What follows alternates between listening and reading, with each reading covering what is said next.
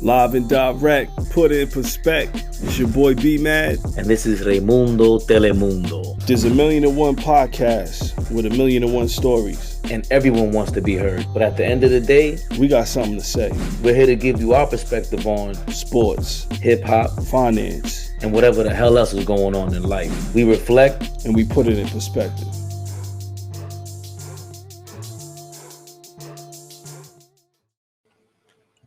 We live and direct, baby. What's the deal? Keeping it real. Live and direct, put it in perspective. It's your boy B Mad. Got my brother Raimundo Telemundo, my brother from another. Hit your SAP button. It's been a long time coming. We've been on hiatus for like 3 weeks. But we back, people. What's good, brother? How you doing, man?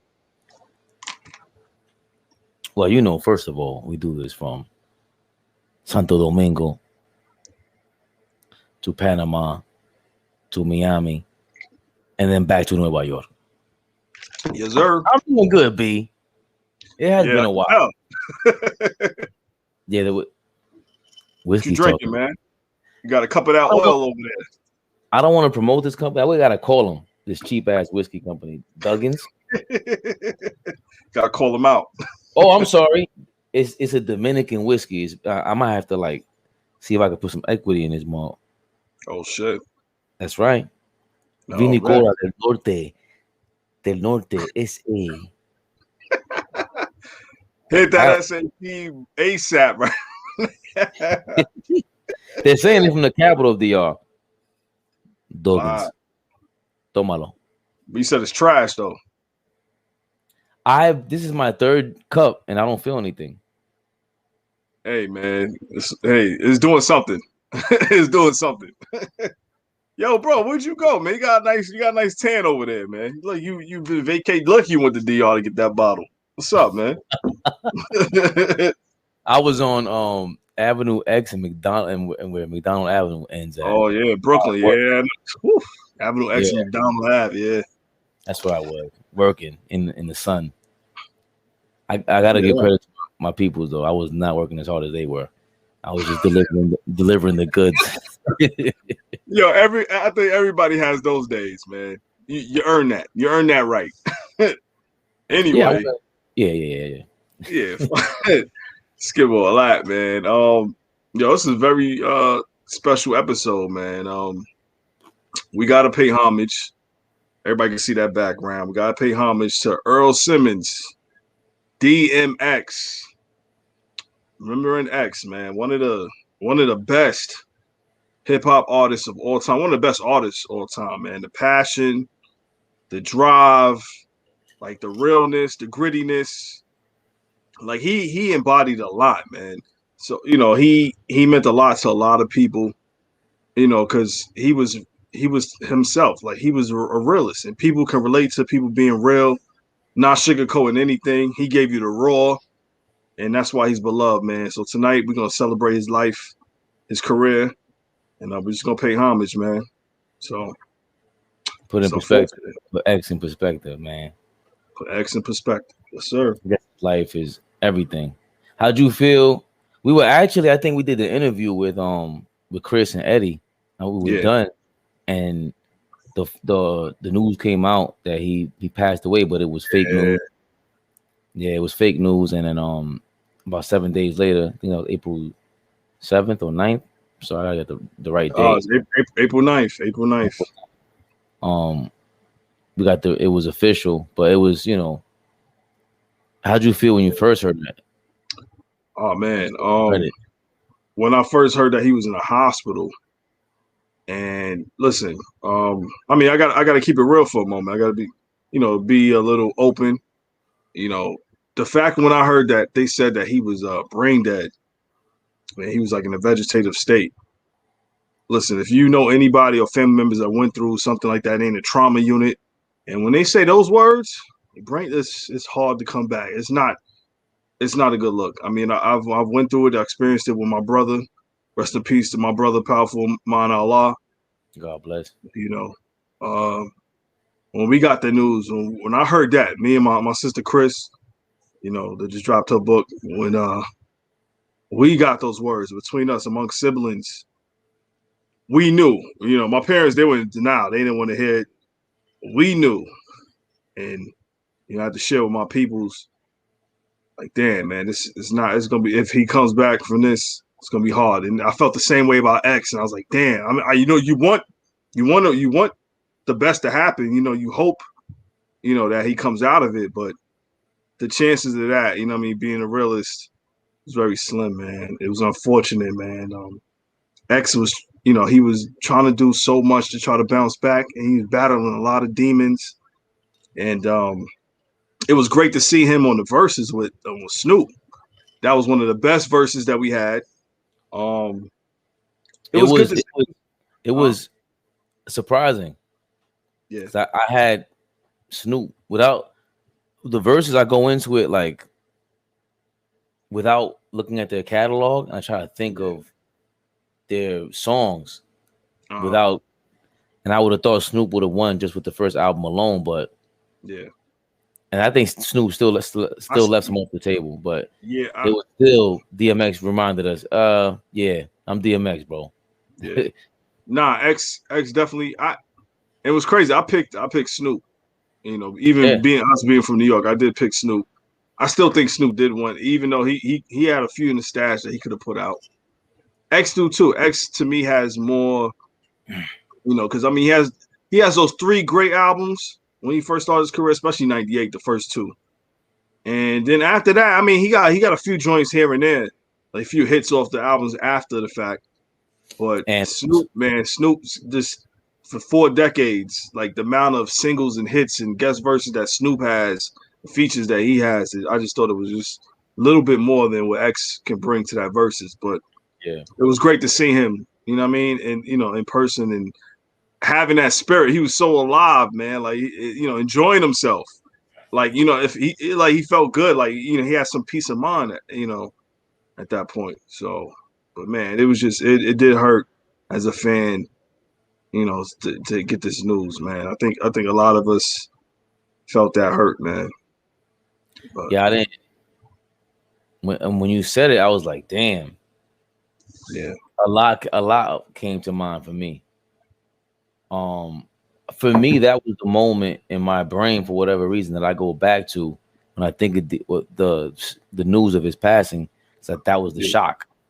Yeah. And because I think when his passing was officially announced, or when he actually did pass away, I was at work.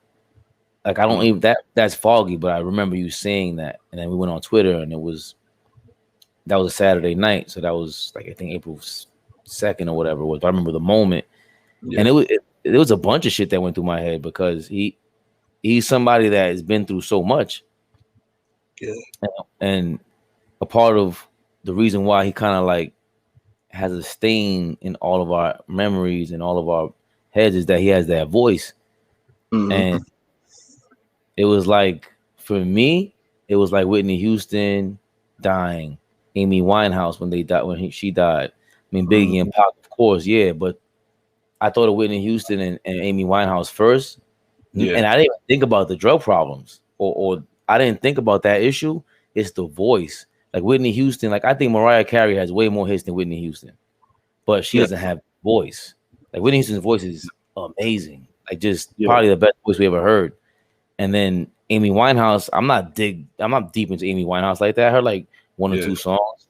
I know she has a song Valerie because my daughter's named Valerie. I listened to that song 1,000 times because of it. But I'm not a big Amy Winehouse fan. But I was in Yankee Stadium, and I think this clubhouse section, or what I feel like wherever they serve this food at on a date. I was not with my wife. But I remember Amy Winehouse passed away.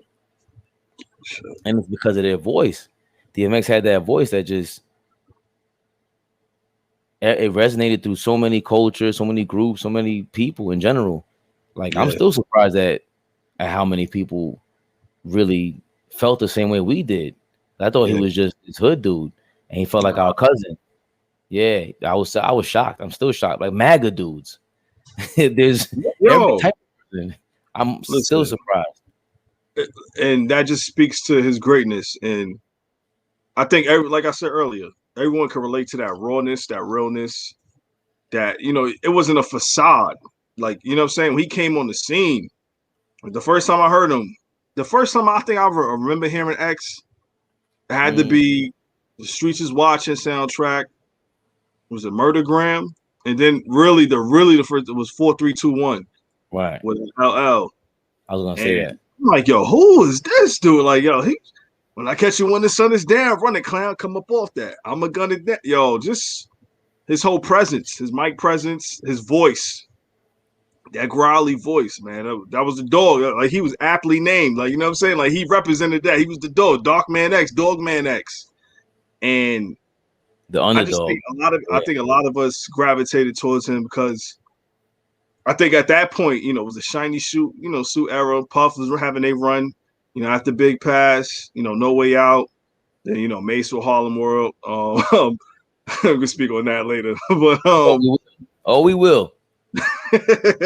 And I think it was just a change of the guard. Like X came and just shut that down. And he brought back that gritty, that raw realness, you know what I'm saying, that I think was missing at the time. And it encapsulated the game. Like like he made grittiness go pop again. Like, you know what I'm saying? He made that like hot. And I have a thing about that. With that. Yeah, because when was Gritty in? Wu-Tang. Like, I just remember, like, listen, 92, 93, hoodies, Timbs in New York. Like, I don't know the way. Listen. I have a thing with it because I don't remember it being a mainstream thing. Wu-Tang was still almost underground. Method Man was the most dominant commercial or popular Wu-Tang dude, but I don't remember it. That's the thing. That's my thing. Like, I just think DMX was so clearly he was authentic, but he was so like unapologetic about shit. Yeah, that it was like that's why he felt like a family member. Yeah, and it was. But that was my thing with that, like, with the whole, he brought the grittiness back. I'm like, I don't know when that ever was alive. Well, all right, to say he brought it back, all right, that might be the wrong words. He made it. Like, he made it. Like, the shiny suit era was done when his Dark and Hell is Hot came out. Like, I just felt it was a wrap. Like, it was no more of that. What? I wouldn't say it's no more of that. What I want to say is, I want to give him his credit. Yeah, I don't think it was there. Even as big as grimy as Biggie was, his hits were nothing. His first fucking single is "Get at Me, Dog." That's what I'm saying. The first time we hear him is 4321. Stay out the dark, because if I catch you when the sun is down, run it, climb. Yeah. And we talked about this with Ghostface before, where it felt like whoever was saying this, they sound very authentic. DMX sounded like he would rob you. He's just, he is Candyman telling you, do not say Candyman 3 times. Stay out the fucking dark. And he was so, you know what it is about X2? Because look, I think the biggest superstars from New York, most of them, they all bring, yes, they're superstars, they're charismatic, everything. Mm-hmm. But he also has that New York sarcasm. He has that New York wit, like, Big, Jay-Z. They always had this wittiness to him, and you wouldn't think that with someone like him, because you would think he's a thief and he's a robber. He's a dummy. That's what you think of someone like that. But he is before 50, and I think we'll get to the Tupac comparison. That's that. He's of that. So maybe even with Pac, to me, Pac didn't have the grittiness. DMX is the one who brought grit to the mainstream. I don't think anybody did it before him.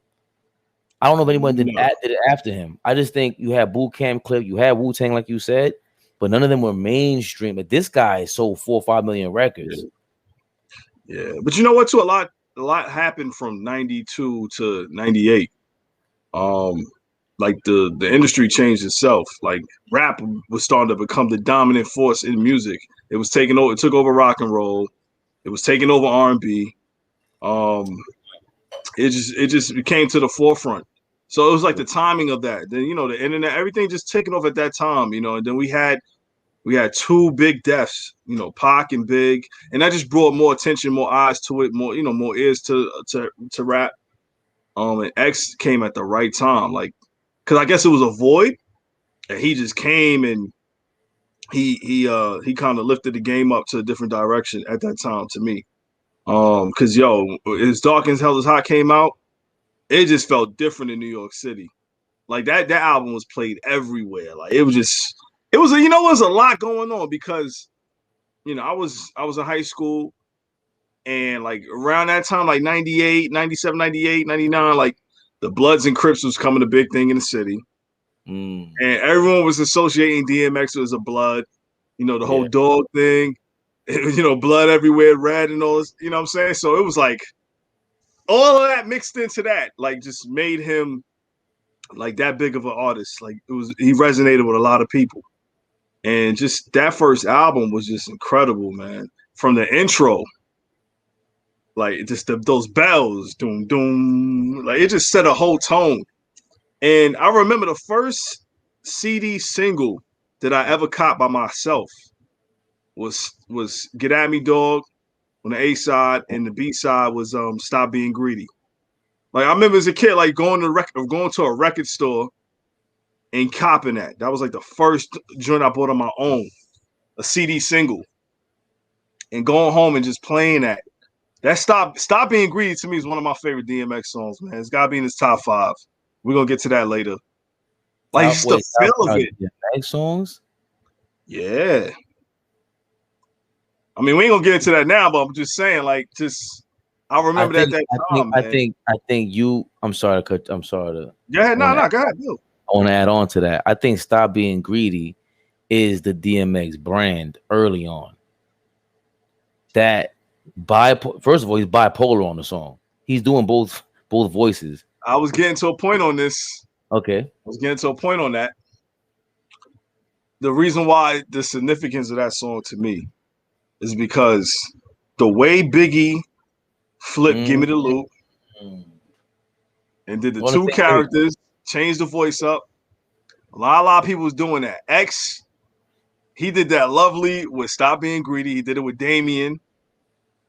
He did it a few times, and just like it just felt like, it just felt different at that time, man. It was so ill.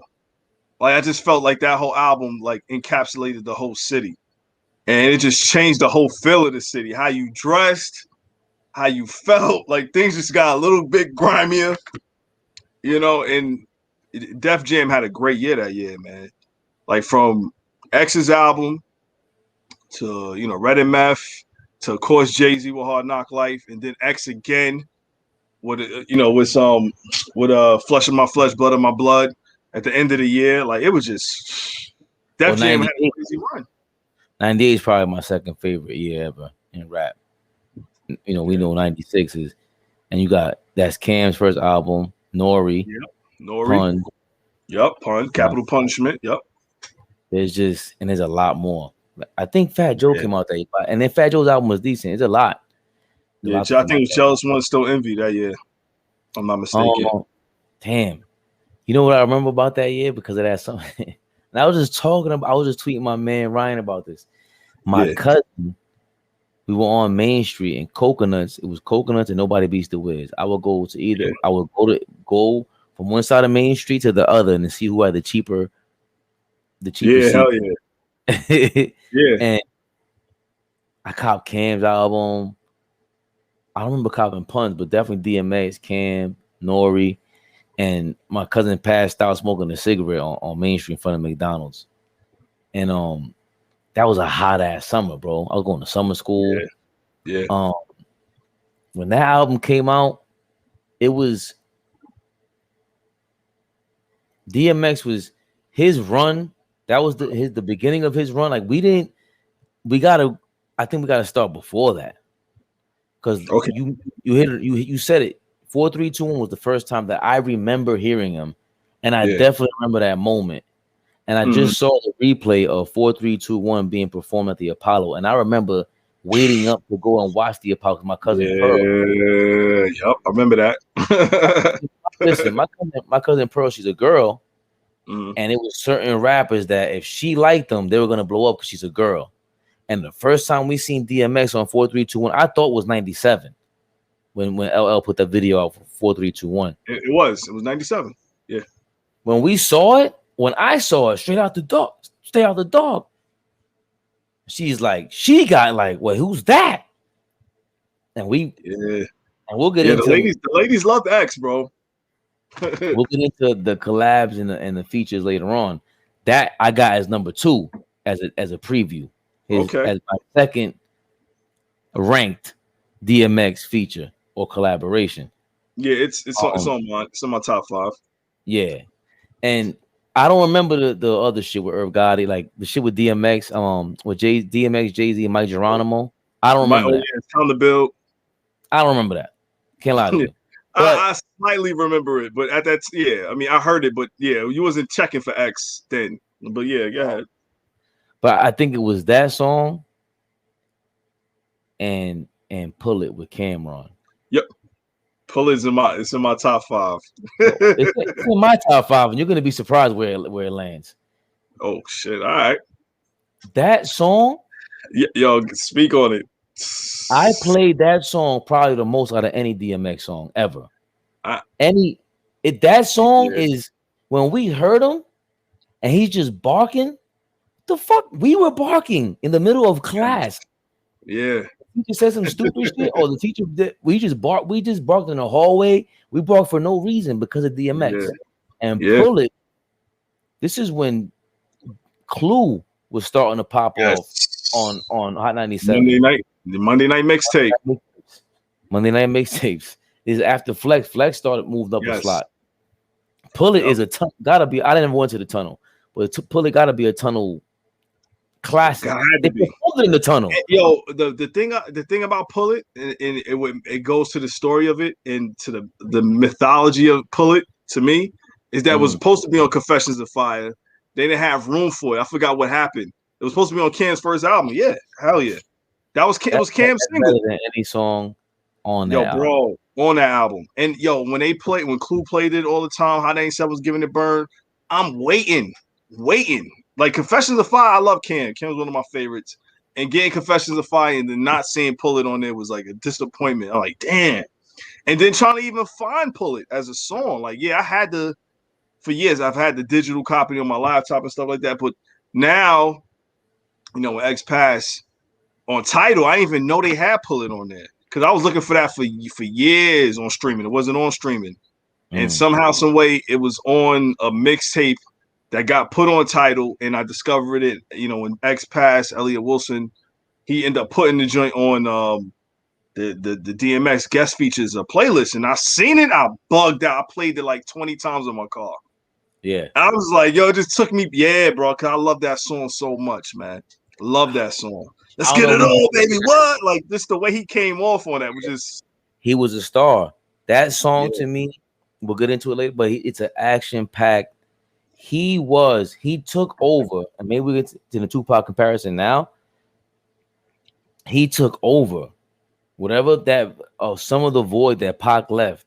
Yes. DMX was that. He's an action-packed star, and you can hear it, you felt it, and it's the reason why he extended this after Biggie and Pac died.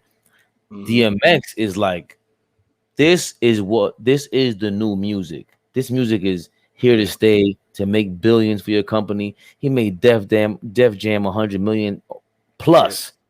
Yes. In 98 alone. Yep. Dame Dash, Jay-Z, Puff, all these supposed geniuses slept on him. He ain't gonna sell that much. You crazy? Well, who's gonna like him? What? This is something happened between, I forgot the song he had. Mike Geronimo's in the video. Damn, I gotta look it up. But once Pull It came out, I want to say Pull It came out before Get At Me Dog. And then Get At Me Dog came out, and that really?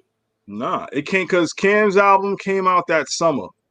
Confessions Yeah. of Fire, and it was leading up. There was that spring, but nah, Get At Me Dog and all that. Because Get At Me Dog came out like the beginning of '98. Like, because It's Dark and Hell's Hot came out March, and like Get At Me Dog was the first single. Like that was the build up. Like that was like, all right, X got a solo coming.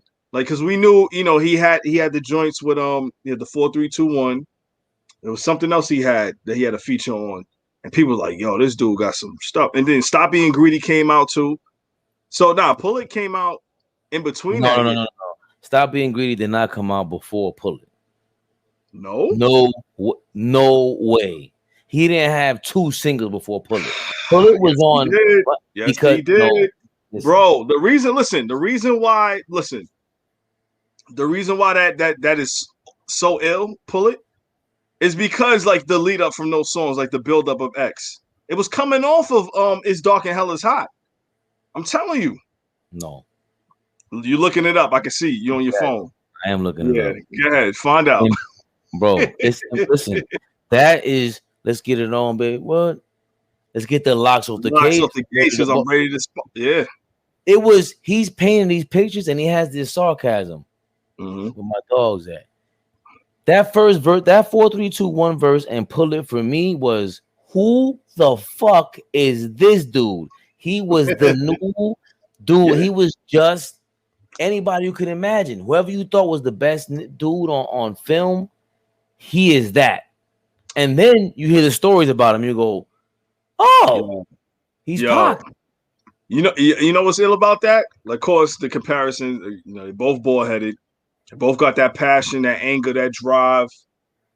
Nas was talking about it at his funeral, man, which is crazy that you don't realize it. Like, they filmed Belly before It's Dark and Hell's Hot, like, really took off.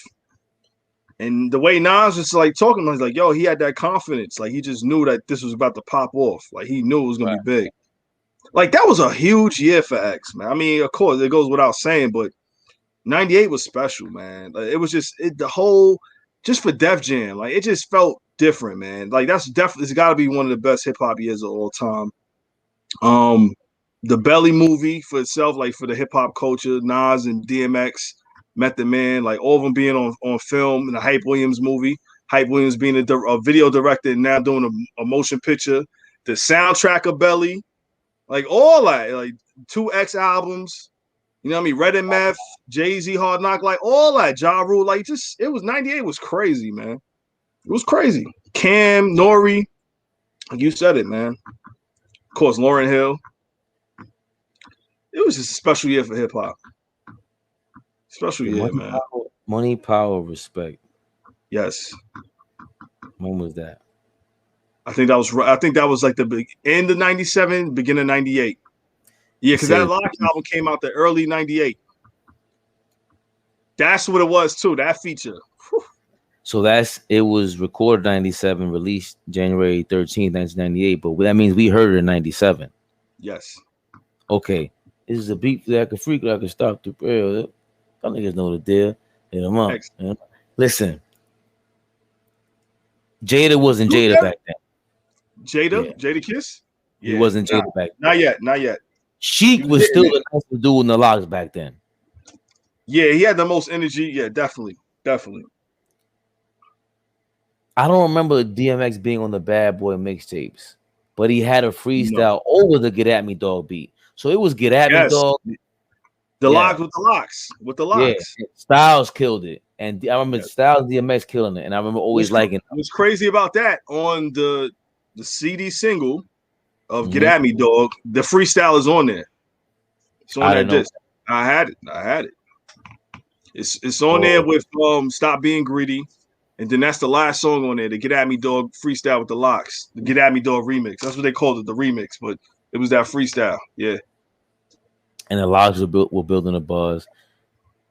DMX is another recent interview I seen where he was saying Puff, DNY let Puff listen to the Locks, and he signed them. He was like, yo, if you like them, you're like, that's the little pups. This is the dog right here. And he was like, nah, he's too. Anyway. he didn't see the vision. Yeah. So Leo Cohen said he loved DMX when he came into like a crack or some crazy like a trap house, or we didn't call it a trap house back then. It was a dope house. That was the block. Leo Cohen goes in there and hears DMX spitting because Irv Gotti puts him on, and like, oh my God, it's this guy, boom, boom, boom. And then fast forward, we hear 4, 3, 2, 1, and then like we said, pull it, money, power, respect, and then get at me, dog. Get at me, dog. Kill like the get at me. I don't even know how to explain this to people who don't understand what singles did back then, because it's not the same anymore. I think was crazy. Not. I think it's a lot harder for someone who would be a DMX today. Yes, absolutely. To really burn like that. I mean, listen, man, the game has changed so drastically with streaming and just the way the industry has been, monetized. It's a different game, totally different game from 20 years ago. It's hard for you're right. It's hard for it to be someone like another X to come along because, we spoke to this earlier. Like that single, like "Get At Me, Dog" was big. Like it was. I'm telling you, it to me, like I remember as a kid, I was a teenager. Like hearing that song for the first time, I'm like, yo, like we knew about X, we heard X, we know the build up, but then hearing that as his first single, I was like, yo, this is special. Then seeing the video, they was in the tunnel, and Sheik is on the hook. It just felt different. Like you just felt like New York was changing, hip hop was changing at that time. Like it just felt like the poppy hip hop stuff, like the Feel So Good by Mace, all that stuff was like it was coming to a close. I disagree with that. Okay, that's fine. Exaggerates. It wasn't over because Jay-Z did it. Everyone, I just think and Jay failed because he tried to use that ammo for Volume 1 with Puff. It didn't work. It didn't work out. They say that, but he wasn't DMX. DMX just was that the Capone Noriega album that you War Report, which again you underrated, which is crazy. It is underrated. It's a classic, and you claim it's like just a cult classic, but it's a cult classic, bro. It's not. I play it all the time. It's one of my favorite albums, and it might be a classic for some, but it's not like what you consider. You're not putting that album against the Infamous. You're not putting that album against Reasonable Doubt or Illmatic. You're not. You are. No, you're not. You're not. But that's not my point. My point is that DMX is the star of that genre. The Mobb Deeps, that grittiness, he is the icon of that. So, I get to a point, yeah. Not to a point. There is nobody who unequivocally, unapologetically, authentically represents that subgenre of rap. It's DMX. X. I think X was so much more. Like Mobb Deep, like Prodigy and Havoc, they were more. They were just gritty.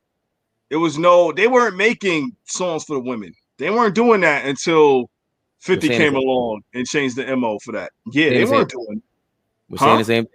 We're saying the same thing. We're saying the same thing, but I'm saying X made those type of songs. What type of games are being played? How's it going down? That was on that album, his first album. Like, so he was talking to the ladies, bro, as a gritty dude, as a thug dude on the block. Not much. People weren't doing that. Not much. X was different. X was a different artist, bro. Like it's just certain artists that you just know that, like, yo, no, regardless of how his setup is, he's gritty or your shiny suit or whatever. Like X was just gonna blow. It just happened. Like we just felt that organically. He was just like, yo, he's coming. He's an anomaly. Like this is gonna happen. Like what Jay-Z said about 50. He said 50's DMX in the game because X came and he shut it down. He changed it up, bro. He changed it up. He is what I wanted to say. That I don't think we speak to enough. We'll get back to the albums. We're just remembering X right now. Yeah. Even the whole thing about, he's a drug addict, he's a crackhead. That wasn't talked about. We didn't learn about it really until later on. Right. So even the fact that it took that long for this gritty dude to come out, and that's my point really with X. That's what I'm saying. When he killed he didn't kill the shiny suit era to me. We needed a balance. I think that's the thing that we always make the mistake. Like today, it's easy to just anybody could do whatever they want now because the internet is a different kind of platform than the radio, where there's just an hour's worth of time and we have this much advertising space, and we know this is guaranteed to do. This does this BDMs per minute, beats per minute, and then we have these songs that we can play at 20 minutes past the hour and 10 minutes. I mean, advertisements 20 minutes past the hour and 10 minutes. It's all a formula. DMX was an authentic, organic, boom. And even with the formula, because we didn't talk about Rough Riders Anthem. Oh, we that put him on another level. That's we're gonna get there. We're here. Okay, so Rough Riders Anthem put him on a different pedestal because he didn't like that song for the very reason that we would be like, nigga, how you doing that song? DMX heard the beat and was like, I'm not doing that, basically. And that's why he is above that tier of Mobb Deep, of CNN, because they weren't at that time, they weren't doing those records. They weren't making a Rough Riders anthem. Like that shit was an anthem. It was, bro. That's how to say. But here's what I'm saying. He had Swiss Beats, who of course nobody knew was Swiss Beats at the time. Teenager. Right. Teen, man. Up and coming. Mobb Deep has Havoc. Yeah. Who has classics. Yes. But like you said, Swiss Beats still had to convince this dude, be like, yo, listen, this is gonna take you to a different level. Rough Riders Anthem was an anthem, yes. I hated the video is gritty and I love it, but I hated it because it censored everything he was saying. With DMX, and when we heard the raw version, it was, and then the remix. Yeah. On Clue album. Yeah. Yes. I remember Clue premiering it on Monday Night Mixtape and going to school the next day. Like, we used to always record the Monday Night Mixtape on cassette. We dub copies for your people on my block, your boys or whatever. And I remember going to school the next day talking about that, the remix, and just knowing that the Rough Rider album, Clue album's coming out. And then, I ain't mean to jump ahead, but when Rough Riders Volume 1, the spring of '99, that's a whole you're on track. We're gonna get there. No, you're on track because that's really what it was. How's it going down? Get at me, dog was amazing, but Rough Riders Anthem, like Get at Me, dog, I like more than. I don't know if I like it more than Rough Riders Anthem. I don't know because I love Rough Riders Anthem more. Really? Yeah. Oh yeah, bro. Okay. Who doesn't know that? Like, and that's the thing. You spoke on it earlier. X. I don't care if you were black, white, whoever. Like it's certain music that you gonna love. I don't care what genre it is. Like, yo, this shit is hot. It's hot. It's hot. And Rough Riders Anthem was an anthem. It took off. It put X on another level. And it's in my top 5, and we're gonna get to where it is in my top 5. Yeah. Oh yeah. Oh yeah. Okay. Gotta and be. Then now on a Rough Riders album, you said Rough Riders album, right? Volume 1. Volume 1. That was '99, spring of '99. But that wasn't where the remix was on. That was Clue's. Clue. Yeah, Clue had the remix of DMX song. Yeah. It's on. Yeah, it's on. Right. Which was cool. It was cool. So the freestyles, he had a run right there in 97, 98. Mixtapes were big back then. That's what anybody who's watching right now, listening to us right now, mixtapes became mixtapes from 96 on. I want to say what the mixtape is now is 1996. Bad Boy, Mace, Locks, DMX, they birthed the mixtape. What the mixtape is, in my opinion. Cannabis, Cam, Cannabis, Nori, and X. That yes. Whatever you classic. think whatever you think a mixtape is today, they started that. And Jay-Z is not included in this. No. He's not. Jay didn't like. He said it. Why the fuck shot freestyle and getting paid the rap? Like, he was anti doing. Okay, he did a few joints, but he wasn't that guy. No. To the point where he wasn't included in the top 3 in a lot of people's shit, because this is the streets talking. To that point, so now we go to Rough Riders. The Rough Riders first volume 1 is a classic. Yes. Yeah. I don't hear enough. You were saying that like you weren't sure to say that. Like, yeah, that's a classic, bro. No, I'm saying it like I'm wondering why nobody else is saying it. I don't hear it said enough in rap music. Well, because it's a compilation. I don't care what it is. Mostly when you hear the classics get thrown around, you're referring to artist solos and stuff like that. But yeah, as a compilation, it's a classic. I can vouch for that all day. Like, the way that album rolled out into spring '99 to the summer '99 was the soundtrack for that year, for '99, man. Yes. Down Bottom, crazy. Drag On and Juvenile, like, that was insane. I don't care where you were. You was down south. What's the wackest song on there? Ooh, the wackest song. I didn't like the DMX joint. Which one? What was it with that crazy ass beat? It was like that wasn't the best song on there. I gotta look back, but that wasn't the greatest song. Not some X shit. Yeah. That's the end. No, it was another joint that X had on there by himself. It was small. It was short too. Oh, I forgot the name of that joint.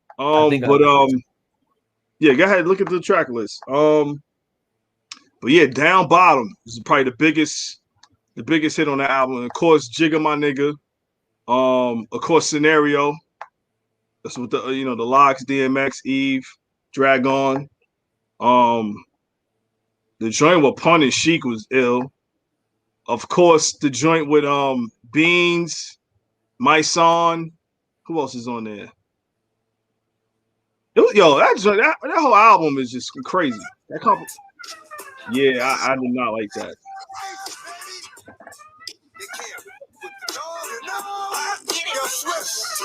They're gonna feel this. It was alright. No, it was alright. Eve joint on there, Eve single. Come on, what y'all want? I love this. Muddy shit.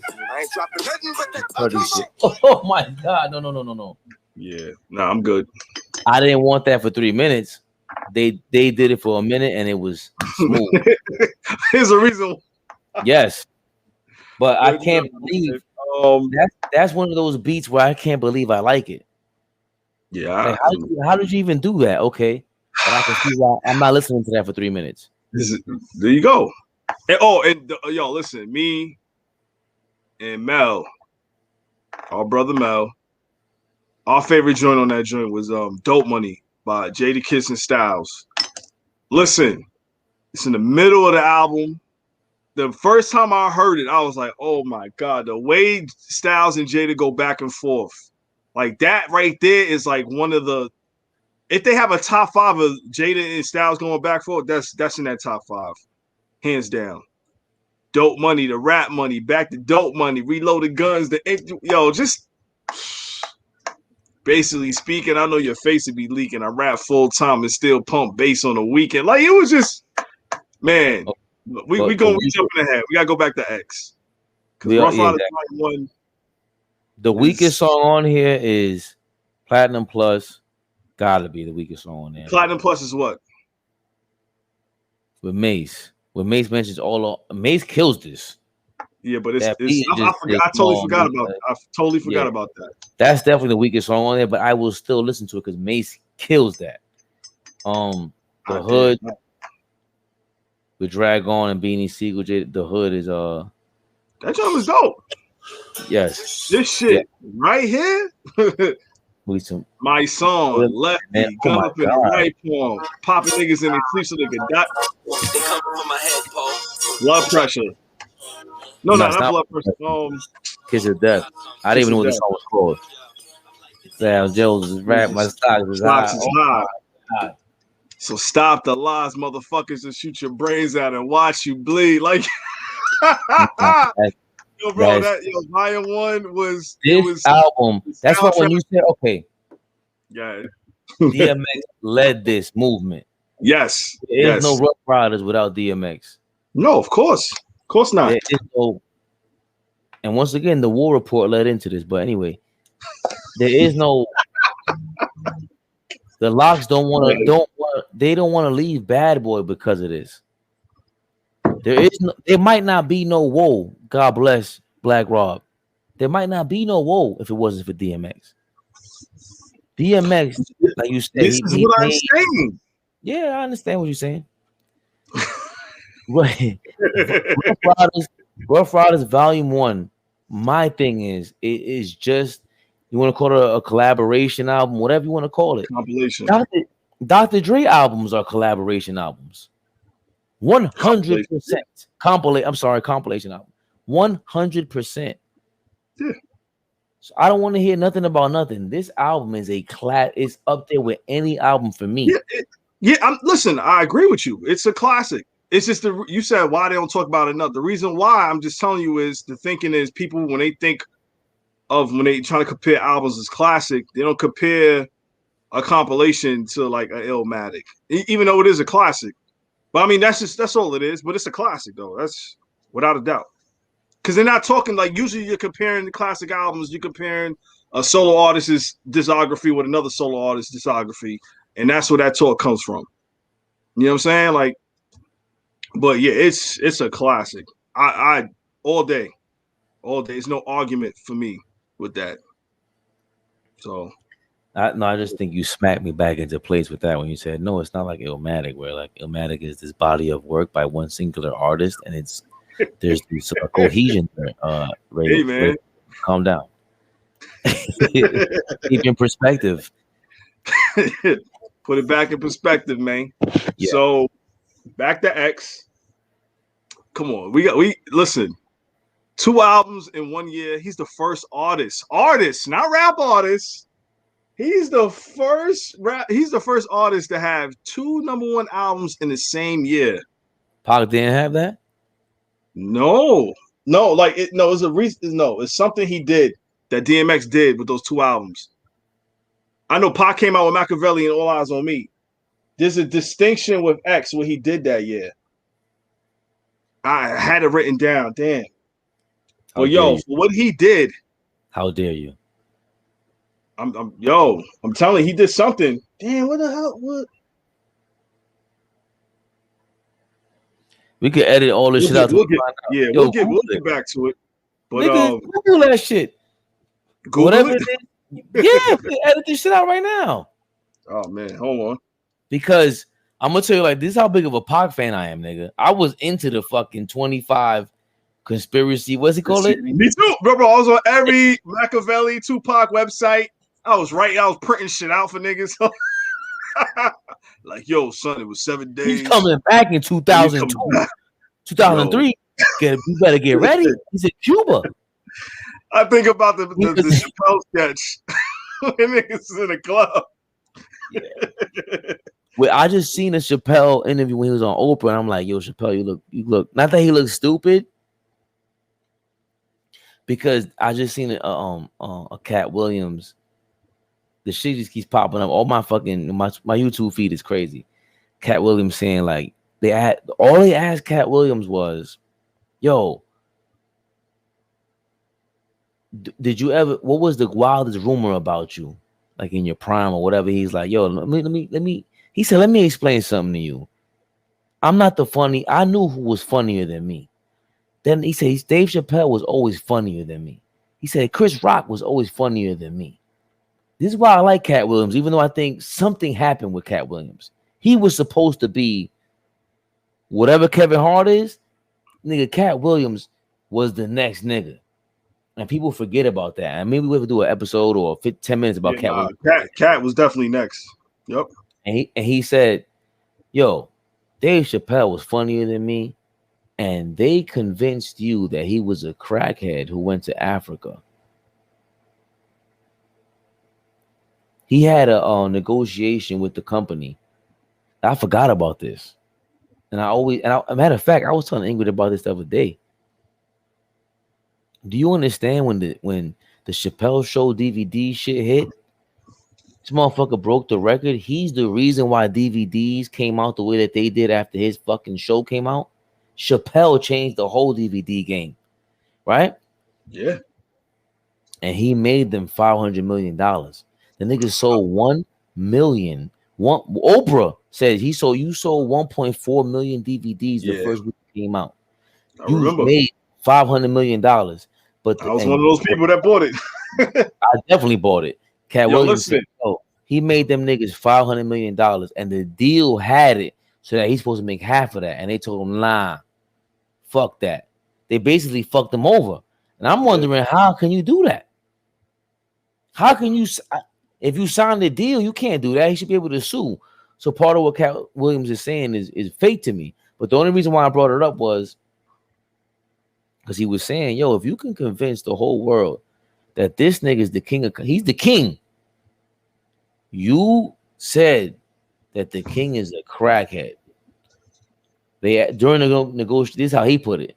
During the negotiations, they said, Dave Chappelle said, what if I don't feel like signing that shit?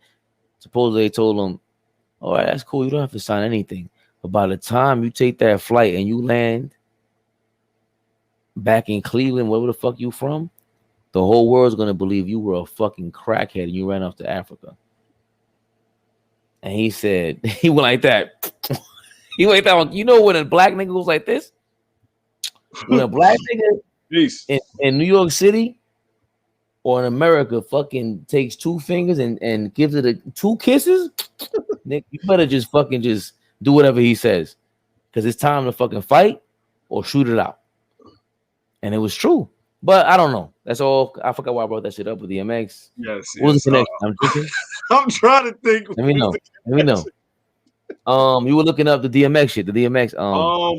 No, what it was, he was the first artist, any artist, to debut at #1 5 times in a row on the Billboard. Singles. No, albums. But that was 98. No, it wasn't 98. It was something about 98 what he did with his first 2 albums. But we'll put that shit up like a stat. Boop in the middle of both of us right there. Yeah. So we could do that. Well, Yo, wait till we blow up. I can't wait till we blow up and we laughing at everybody who's just laughing at us right now. And we can laugh together afterwards. We're gonna serve drinks and shit. I'm gonna be a bartender. Haters. Yes, I'm gonna be a bartender at my hater party. Yo, that shit is real. I'm gonna B. I'm on a different zone right now. I'm just letting you know. I see you, bro. Listen, I can see the glow, bro. You glowing right now. So like it's different. You're different, bro. It's the aura, man. It is. Thank you. I appreciate you telling me that, man. You my brother, bro. I got you, man. If I ain't gonna say it, then who else gonna do it? You know what I mean?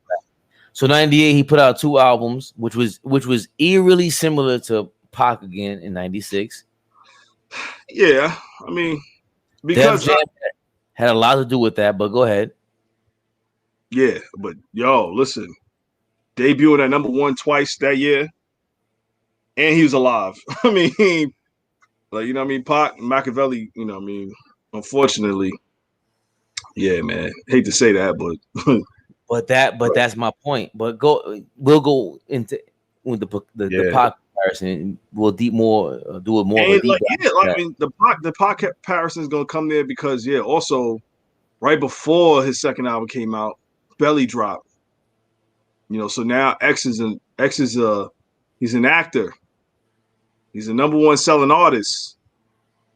I mean, he's also an author. He wrote a book. Like, he's got a lot of hats. He wears a lot of hats. In 98? Passionate. No, not 98. I'm just saying in general. I didn't want to leave that out. I meant to say that earlier. But yo, man, the passion, like you said it was like a void. Like he picked up that void, like that you know what I mean, that realness that Pac had, like that passion. Like everyone gravitated towards it. Like you could love or hate them. There's just something about those two guys, like you gravitated towards, man, and they had that gravitas, and it was just something like it encapsulated everybody. I don't care where you were from. Like you could be black, white, whoever. Like you gravitated toward those artists, man. White people love Pac. You know what I'm saying? Pac is beloved everywhere. Like even like we seeing it now with X, man. He was beloved everywhere. It was that realness, bro. Like you said, it was like he was like a family member. He was like your uncle.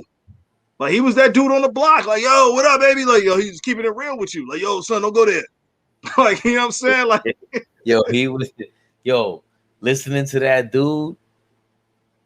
There's no way around it. It just feels like I'm going to the store, to the bodega, and I just bump into the nigga around the way. Yeah. It's just what it feels. Now don't go around the corner right now. Yep. And he was all that because apparently he was just that kind of dude. He was, to be robbing dudes the way that he was robbing dudes was crazy. But 98 to 99, we said It's Dark as Hell is Hot. Flesh butter my blood. How did you feel about Flesh of My Flesh, Butter My Blood? Oh man, like because it came out like best album. Right? That's the second best album. Yes, because it came out. It came out right before. It was right around Christmas, and I remember, like, yo, listen, like we on my block in Brooklyn, we loved X, man. Like, it just goes that year for us was special for me. Like that was a part of my upbringing. Like, It's Dark as Hell is Hot. There was songs on those albums like This Is for My Dogs. Like we, me and my friends to this day, all my brothers, it resonated with us. This For My Dogs now on the album. Go ahead. No, I know it's dark as hell is hot. And like that album, those albums resonated with us. And then when Flesh of My Flesh, Butter My Blood came out, and like it just felt different. Like it felt like it was an elevated version of It's Dark as Hell is Hot. I think, matter of fact, I think it might be his best album. I think it's his best album. I think it's better than It's Dark as Hell is Hot. No. I don't know, man. No. I don't know, but it's better than It's a flat. It's better than it was better than and then there was X. You know what? Okay, we're getting into album rankings, ranking the albums. Yeah. Ooh, I got a banner for that. I don't think no. The beats and the production, and then there was X. Better. Is better than any one of his albums ever. Yes, yeah. So yeah. But the songs to Flesh of My Flesh, Butter My Blood versus It's Dark as Hell is Hot. There's way too many songs on It's Dark as Hell is Hot, bro. It's too many songs. The only thing you gotta do is all right. How many whack songs are on It's Dark as Hell is Hot? Maybe 3. So let's go through the track list. This is what we do. Yeah. Hold on a second. It's Dark as Hell is Hot, right? Yep. It's Dark and Hell is Hot. You heard X. Okay, intro. The intro is one of the best intros of all time. Yes. Rough Riders Anthem. You expressed your love for that. Yes. Fucking with D. Amazing. Listen, bro. Listen. Well, y'all niggas mine. Fucking with me. Huh? Fucking with D. Yo, listen. I played the album. I played the album in full. I'm a dog. I played the album in full when he passed. Your worst nightmare. No. I'm not letting you do that. Okay. I'm not letting you do that. Go ahead. Keep going. I'm sorry. I'm letting you do that. I have to. I'm letting the liquor talk. I'm letting you do that. What did you think about fucking with D? It's good, but it didn't age that well to me. Like I'm not playing it like I used to. Like I loved it back then, but now.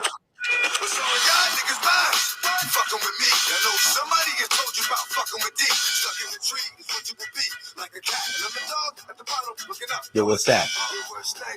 Man, it's just right there. Where? Right where? I know the whole song. He died. He died. One of us is dead. Oh my God! No! You can't stop. Do not disrespect him. I'm sorry. We disagree about that, so I see where we're going with that. Okay. Look through my eyes. There's a skit. And there's look through my eyes. When was it D and Y? One of them are talking. Only you two eyes all fucked up. Now that's dope. Only two of us knew the answer, and one of us is dead. Yeah. I'm just that's well, no. Yo, there's no disagreement on there. Listen. Get at me, dog. Okay, look through my eyes. You said look through my eyes is good. Good. Okay. Get at me, dog. Of course, classic. Of course. Let Me Fly. Let Me Fly is one of my favorite DMX songs, bro. I play that religiously. You know why you like it? I played it when he passed, and a tear came in my eye because it's one of those songs that just feels so real, bro. And it goes back to '98 for me on my block in Brooklyn. Like, yo, that album for us, it was like a centerpiece for us. Like, you know what I mean? Me and my friends, like, you know what I mean? Me and my brothers, like I grew up with. You know what I'm saying? Like that album that was one of those albums for us. And that's one of those songs that always stood out to us, man.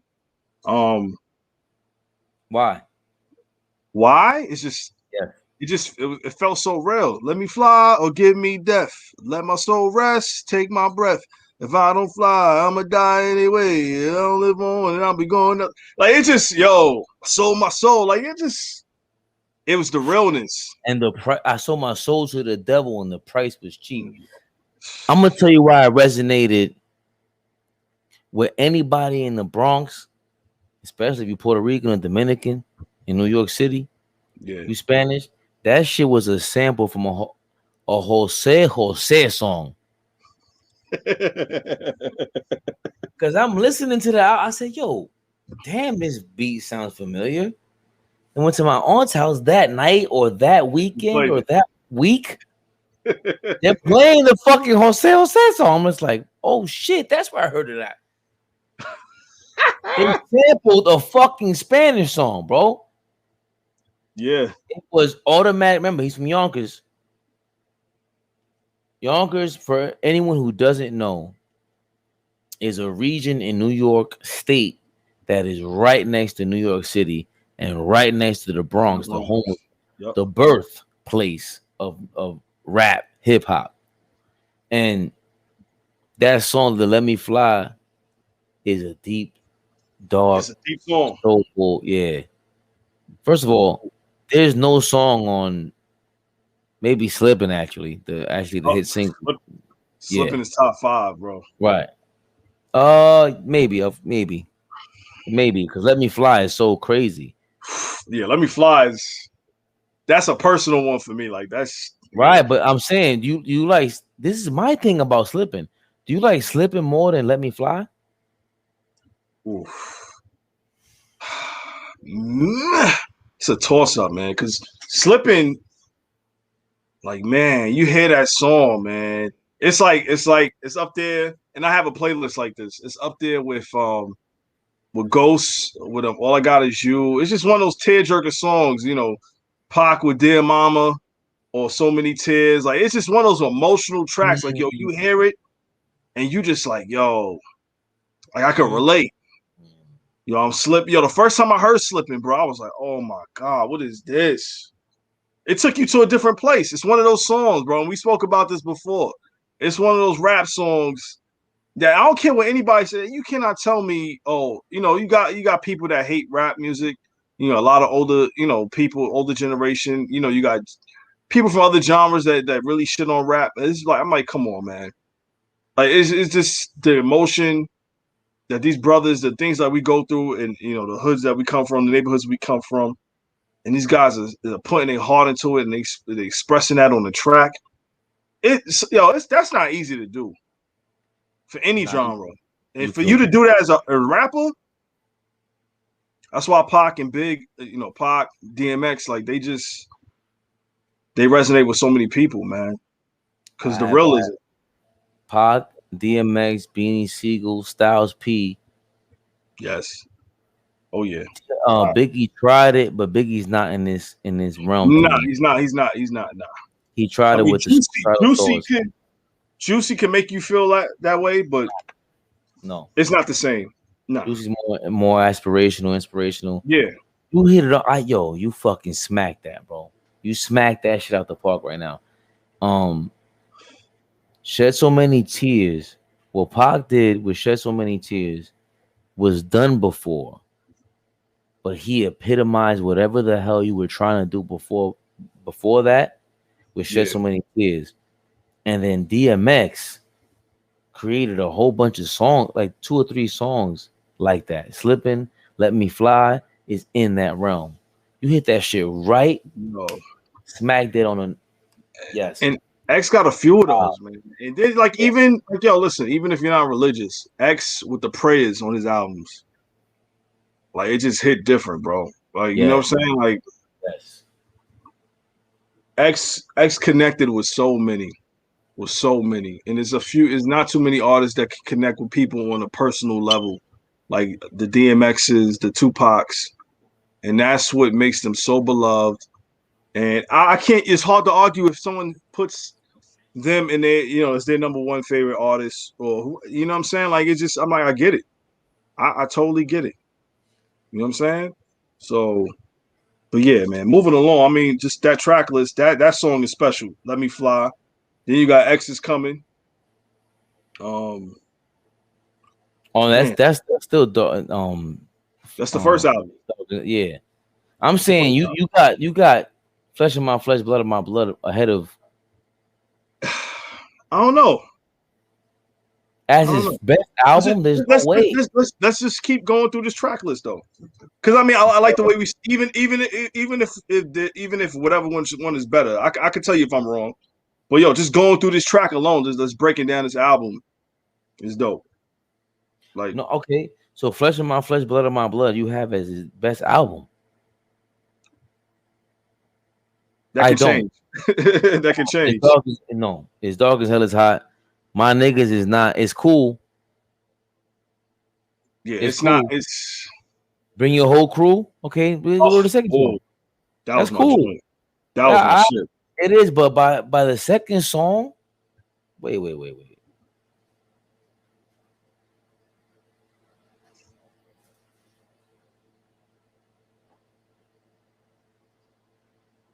You're in the intro, and then you're into Rough Riders Anthem by the second song. And Dark as Hell is Hot. Yeah. There's no. That's not even a comparison. I don't even know. To be honest, 50 is the only one who might have a better two. What comes after? Wait, 50 might have a what? 50's first 2 songs on his album. They say I got an S on my chest. That's a semi-auto. That was okay. Might be the best intro. Okay. Listen, hey, wait, hold on. So what you think is better? The way 50 set off his album? X set off his. Because you brought it up. I got to bring it up. Now, there's 4 songs in the running for this. There's 4. There's only 4. 4 albums. It's All Eyes on Me. Oh, yeah. Ooh. Against, what's the name? Ambitious as a Rider. That's the best intro ever. I don't know what anybody's talking about. Think about that. Damn. But that's the best. Dark as Hell is Hot is amazing. This is up amazing. There. Yeah. Get Rich or Die Trying is up there. The Dynasty album intro by Jay-Z, it's up there. But none of them is Ambitions as a Rider. Ambitions as a Rider should have been a single. Ambitions as a Rider is a different vibe. That shit is just Gangster. I won't deny it. I won't deny it. I'm a straight rider. You don't want to. Yo, listen. I was happy when Jay played that at his concert, and he just let everyone sing the shit. Yeah, that was amazing. That song is. Oh man, okay. I can't wait to do the Pac episode with. So then, oh no, that's gonna be different. So look, all right, let's keep going. Nobody's gonna fuck with our Pac episode. Yeah. So is, all right. Flesh of my flesh, blood of my blood is not fucking. All right, can we still go through the fucking track list for As Dark and Hell Is Hot? Okay. Can we go through the songs? Can we? I thought we did. No, we didn't. Okay, I'm sorry. So intro, Rough Riders anthem, fucking with D. You didn't like it. Look through my eyes. Get at me, dog. Get at me, dog. Let me fly. Whew. Okay. X is coming. 1, 2. X is coming for you. Dun, dun, dun, dun, dun, dun, dun. That's my joint. 1, 2. X is coming for you. You ain't like that? That was crazy. That was Frankenstein. That was Frankenstein. Yeah, huh? I thought it was Frankenstein. Well, yo, listen, that song cannot be made now. Who's afraid of the dog? Yo, but the joint he said about raping the shorty, oh my god.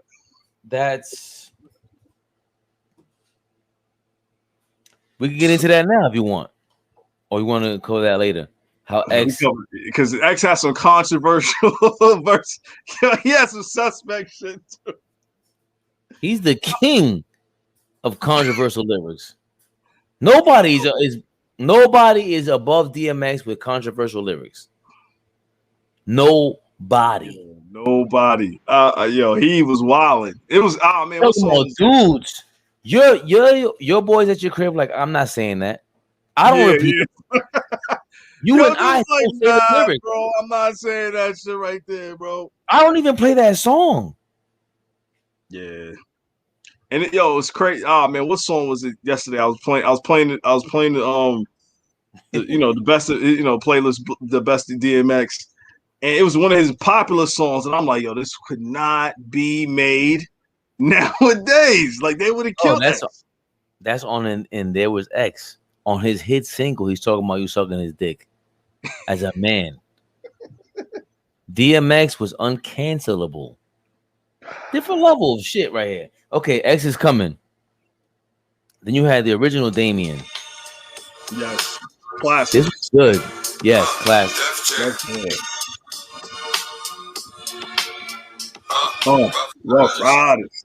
Cat the dog. How you gonna see him if you're living in the fall? I need your TP. Creep with me. Come on, so I know the ad-libs.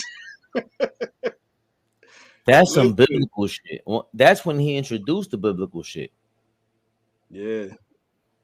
I'm right here, shorty, and I'm gonna hold you down. You trying to fuck? Was that him? I'm gonna show you how. Huh? Was that him with Drag On? That was him, right? No, that was him. That's what I'm saying. Like, X brought back the playing the two personalities, like how Big did with Give Me the Loop. Like, X killed it on Stop Being Greedy. He killed it on Damien. Yo, that shit was special, bro. Okay. Then, of course, after that, you got How's It Going Down? Classic. Yes. I'm politicking with what? What's crazy is that I dubbed that album. I didn't cop it. I dubbed it initially. Yeah. And Damien was the last song on the first side. How's It Going Down was the first song on the second side. And How's It Going Down to me was okay. But it's classic, yeah. And then I didn't even like that Faith was in the video and she was in the commercial. I didn't like that. Faith was in the what? Faith is in the video. She's in the. How's It Going Down? Yes. No, that you talking about slipping? No, wait, no. What? Wait, I'm talking about How's It Going Down. Don't do it to me. What she was doing in the video? She's singing the hook. How's it going down? Oh, I want to do it up. Yes, I hated it. Damn, I didn't know that. Anyway, How's It Going Down is a classic because that is a classic. That's a hood nigga. No job. With some chicken. Wondering if I'm a freak, a hood rat bitch from 25th named Tamika. Coming through, like you know, getting my fuck on. That's just my man. It's just 5411 size 7 and girls, baby face. Yo, son, he was kicking it. So he was building. It's classic. Okay. Mickey skit. Yo, I love the Mickey skit. So far, the first half of this album, because this album is 19 songs, the first half of it is better than Flesh of My Flesh, Blood of My Blood. It's not even close. So, all right. I mean, yeah, all right. You might be right. You're right. This first, keep going. How's it going down, Mickey? The Mickey is crazy. Mickey was hilarious to us on the block. Yo, I remember us playing this shit outside, and like, yo, so for some of us that ain't here before, like we did, it's me, Mickey, and nigga get shot. Like, I don't know. We just thought that shit was hilarious, man. Crime Story was okay. It's ill, but it was good. I wasn't the biggest fan, but I know how dope it is. But I don't play. I didn't play it like that. Stop being greedy. What?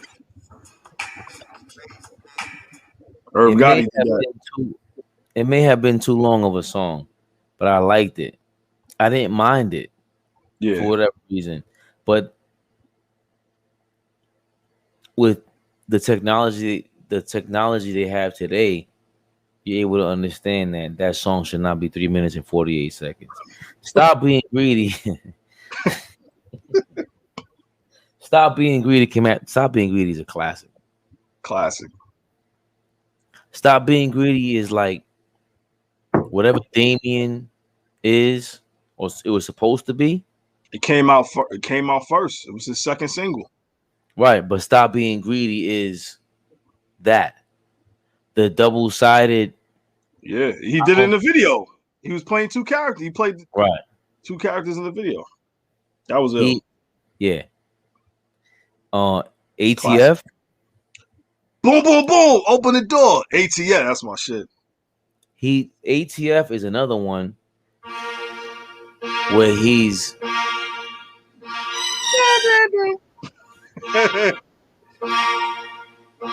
What you want me to do? Beat Carlos.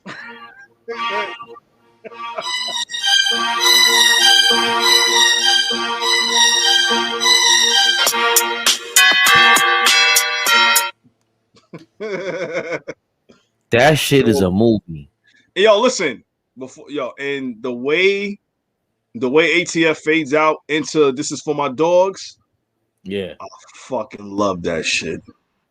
And yo, listen, "This Is For My Dogs." For my dogs is one of the songs that resonated with me and my peoples growing up, man. My brothers I grew up with. Like, yo, we printed the lyrics out to that shit, gave it out to each other, because that was the mindset we was in at that time. Like, yo, we more than friends. We brothers from another. Like, that shit was real, bro. We had, all of us had that shit printed out. We had it on our doors in your bedroom. Like, it was just, that's how we were feeling to this day. I got that same circle of friends. You know what I'm saying? So this album is special, man. So yeah, it's number one. It's number one, son. Yeah, it's easily. For My Dogs is next. I Can Feel It is not one of the best songs on the album to me, but it's cool. But that's the Phil Collins joint. Phil Collins sample. The prayer. I came to you hungry and tired. Yeah. Nah. I'm sorry. I'm being disrespectful. That's not that. Yeah. Yeah, I come to you hungry and tired. Yeah. Give me food, let me sleep. Yeah. I come to you weak. You give me strength, and that's deep. Nah, that was ill. Just to let people know about some, like, in case you don't believe in God or whatever. I know we have atheists. I know we have people who just think there's an entity out there that you can't explain in life, and it's the one where, for whatever reason, there's something you're not in control of, and all the biggest theologists or historians, anybody who's psychological like that, they're gonna explain to you about this entity that's like they'll call it luck, they'll call it fortune, and then at a certain point we called it God. And someone who's as authentic and unapologetic as DMX forfeited the fact that I don't know what I did in my life to still be alive, but damn it, I'm able to do this rap thing that came out, and I'm able to make this music. I'm able to express it to you, and all I could think is this entity that I cannot control. I'm not in control of it, and we call it God at this point in time in history of human history. And that's what he did this prayer skit. And I want to say that's the first time, definitely, in pop culture that we respected God. Madonna tried it, but ain't nobody in the history of American pop culture respected God the way that DMX did. Nobody. I don't know. I'm not gonna argue with you right now, but I don't know. I mean, you already know how I feel. Bring them up. Nobody said a prayer on their album. This is the most amount of attention that DMX ever garnered. This is the most amount of attention that any superstar really ever garnered. We built it up to the point where Get At Me, Dog, Pull It, all these singles, 4, 3, 2, 1. The Money, Power, Respect feature. Boom. Then we get to his first album, and this motherfucker's doing a prayer. That shit was crazy. And then you go, I'm gonna listen to the prayer because the prayer is dope. Yeah, it wasn't like whack. No, that's what made it ill. That he's praying, and we're like, yo, this shit is dope. Even if you're an atheist, you gotta bow down to it. And he was inspired by that entity that he knew he wasn't in control of. God bless him. He knew he wasn't in control of that shit. I'm not in control. This is some shit I'm not in control of. It just happens to happen. This is life, and we're gonna record it. We're gonna document it, and this is what it is. And I want to put it in what we consider music, whatever the hottest version of expression is right now. I'm doing it, and I'm gonna tell you that there's another fucking entity that I have nothing to do with. I have no control of, and I'm gonna be thankful for it, and show gratuitous or be gracious about it. Nobody in the history of pop culture has ever shown this much love to God ever as much as DMX. I haven't seen it. I haven't found it, and if you do find it, it's not gonna be as good. Yeah, I mean, listen, man. I mean, I hear you. I respect everything you say. I respect DMX's stance. You know, yeah, man. Like, listen, I don't care like what your ideology is or what your understanding is. Like, the prayer was ill.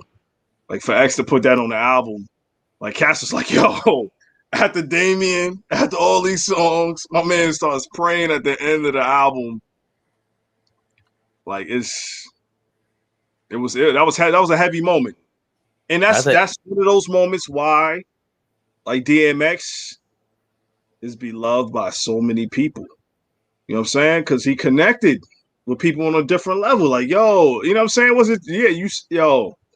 I gotta look back. I don't know. I'm not gonna argue with you. Look for it. I look back. I did. I dare you. I look back to the Beatles. I look back to everybody in pop culture. We're gonna go into a deep dive about American, where we are right now, about Hollywood. This is all Hollywood to me. Even with this is the conflict with DMX that DMX had, because he was so authentic. Like, yo, this is such bullshit. I forgot what the convo was. Oh, the convo was crazy. Yeah, that was like a continuation of the prayer. Yeah, he was talking to God. I don't remember an artist or any popular figure having this, especially one that you wouldn't have expected to have a relationship with God. Right.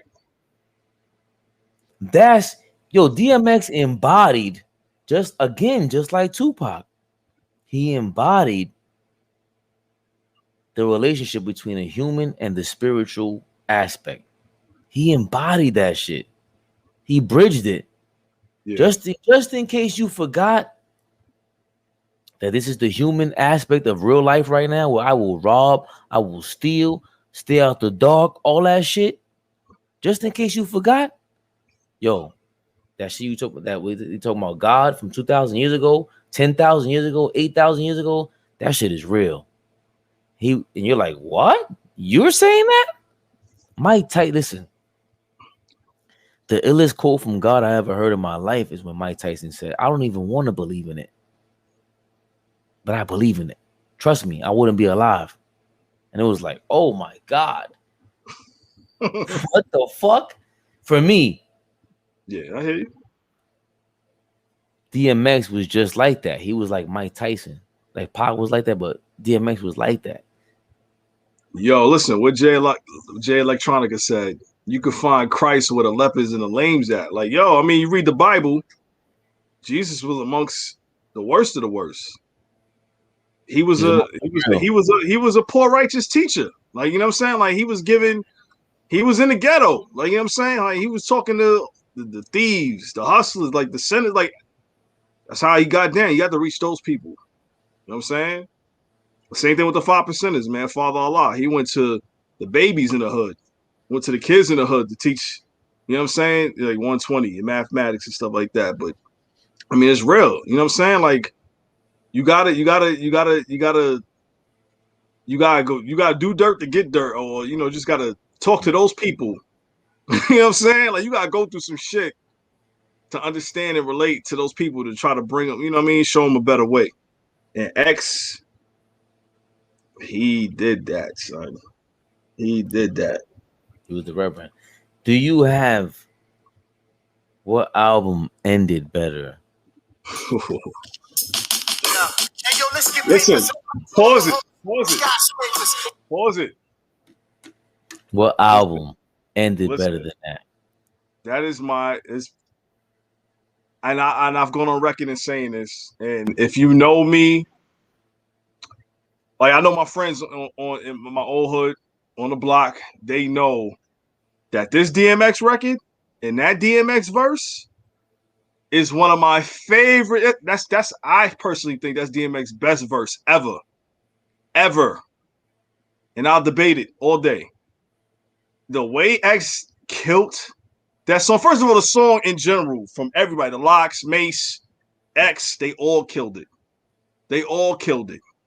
That's one of the best posse cuts ever in hip hop. Hands down, bro. Like, I'll put that in the top 10 posse cuts, or wherever you want to place it. It's just that great because they all murdered that. The beat is ill. Like, the whole niggas done started on the hook, and the way X comes off, and I gotta recite the whole joint, man. Okay, like, my brother passed. My brother Powerful Mount Allah, like, on our block when we had a celebration, they played that because that was one of the songs that we grew up on. We played that. They recorded me spitting that, bro. Like, just the emotions from that. Like, just the way X delivered that verse. Don't come at me with no bullshit. Use cautions. When I wet shit, I dead shit. Like abortions for bigger portions of extortion and racketeering. Fuck what he said.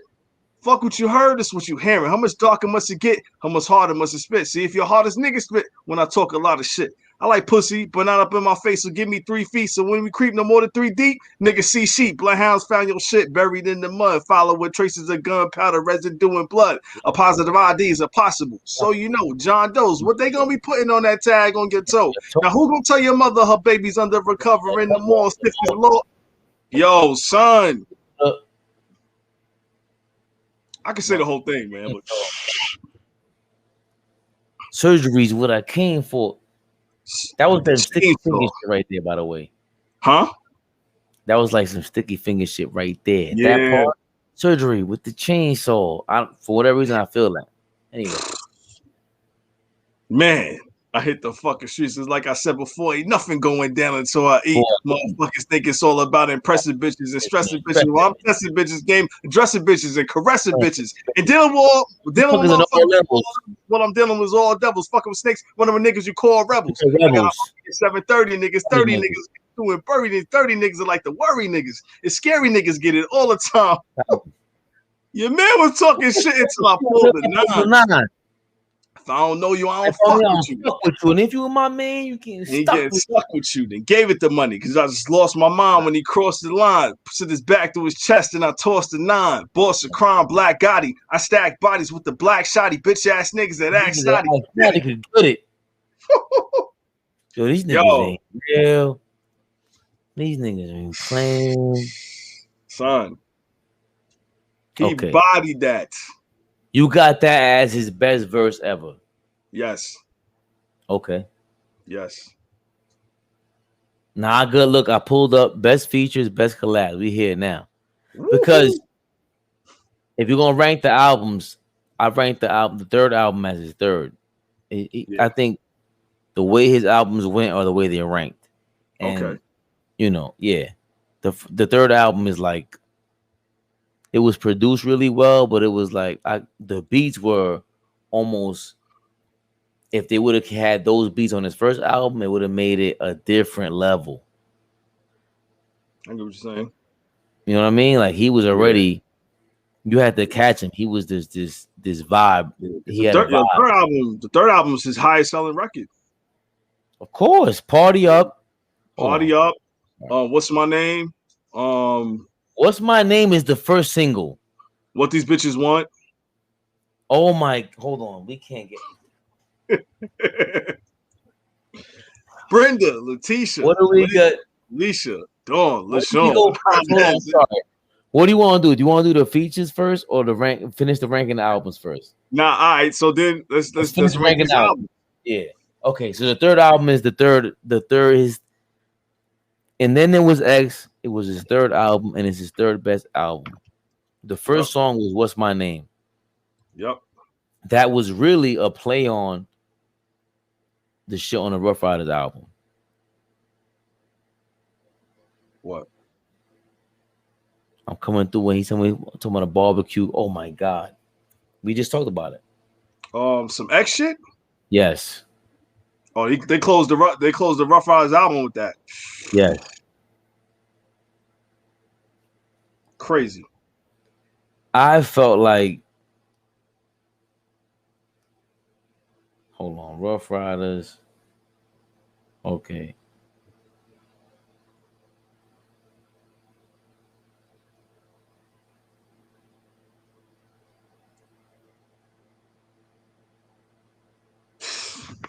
Yo. Okay.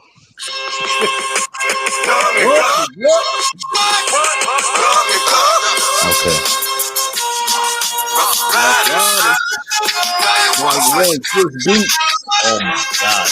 Yeah, that was a monster. AllBall. You think y'all niggas really want drama? Word to my mama. I'ma hit y'all niggas with something that you ain't never felt. Like, yo, bro, we played that all summer, all spring and summer. But I thought, okay, that led into What's My Name? Yes. It's the same song. Yeah. You're right. Yep. I don't know which one is better. Ooh. I don't know which one is better. What's My Name is the bigger one, but I probably enjoy some X shit more. Lyrically, yes. Yeah. And as a matter of fact, I don't know, because What's My Name? He is saying he's just again that sarcastic New York robber. Like, yo, bro, I'm here. You know, I rob people for a living. Do not make this harder than it gotta be. That's what it was. And then by the time you got 3 albums just robbing me, and you still robbing me. So that's how he led the album off. We're still robbing you. Nigga, what's my name? And he's DMX. Still mad. Yeah. Yo. He's the best. It's like, Man. Stop Wow. talking shit. Yo. This just to be able to hear a dude tell you that. Oh my. Here we go again. How many times? He's rapping about y'all holding figures as big as jiggers. That's that bullshit. Like, yo. X was screaming at niggas, son. Like, and I love it, bro. I love it, bro. And that's how the fucking hype for the third album started off. What do you think we felt? I was 15, 16. What do you think we were doing in the classroom at that point? Wilding. Barking. So yo, listen, it was a different time, man. But yo, Flesh of My Flesh, man, it had some joints on there, man. It did. Like we don't give a fuck. Oh, we skipped it? Yeah, we skipped it. We did. Huh? Nah, we ain't do Flesh of My Flesh, Blood of My Blood. My Niggas was a good intro. It wasn't the best intro. What's up? Val told me she's trying to go to sleep. Oh, you're gonna have to suffer. You're gonna have to suffer.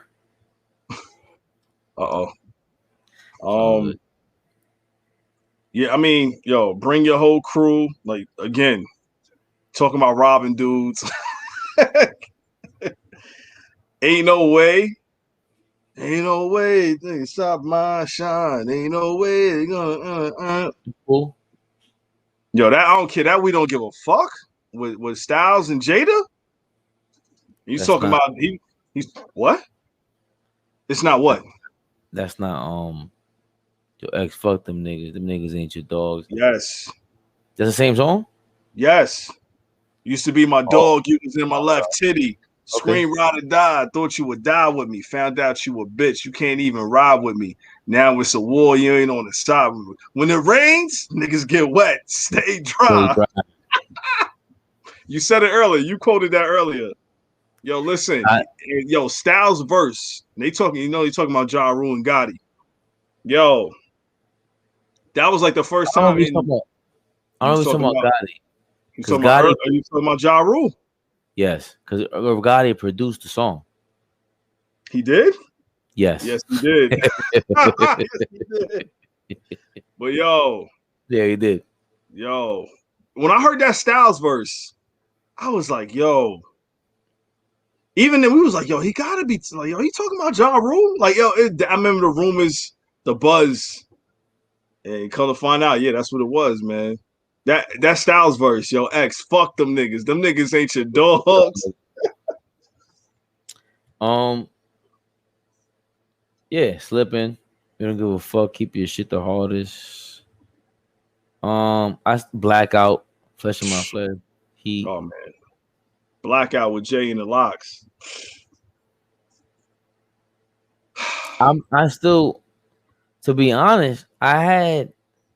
And then there was X as his second best album. You know what? I wouldn't argue that. The highs is more. The highs are bigger than the ones on Flesh of My Flesh. Yeah. That's how I always felt. I always. Yo, let me tell you a secret. Like, yo, when and then there was X came out. It came out the fourth quarter of 99. I think it was November or December. Mm-hmm. And I know it came out right before Volume 3, Jay's Volume 3. And me and Mel, like, yo, we loved And Then It Was X. I played that heavy. I'm going to buy it. I bought it from Beach Street, downtown Brooklyn. Yo, we played that album like it was no tomorrow. I enjoyed that album more than I did Flesh of My Flesh, Blood of My Blood. And that was then. I even enjoyed. At that point, which is crazy. I haven't told a lot of people this. When I heard Jay's what was the single with Beans and Emil, Let's Do It Again. Oh yeah. I was like, nah, this shit ain't fucking with X shit. I was like totally anti Volume 3. And me and Mel was rocking with And Then It Was X for a minute. And then like January, like towards the end of January, I started playing Volume 3. And then I was like, yo, what the fuck was I thinking? Makes sense. Because remember, Volume 3 had, there's a bootleg to it. Yeah, it's a bootleg. Yeah, it's 2 versions. But I think And Then There Was X was better because And Then There Was X was just, like I said, I don't know. It wasn't every song was a Swiss beat song. No. Here We Go Again. I love Here We Go Again. Yeah, that was one of my favorites. Yep. One More Road to Cross. The Professional. The Professional was my shit.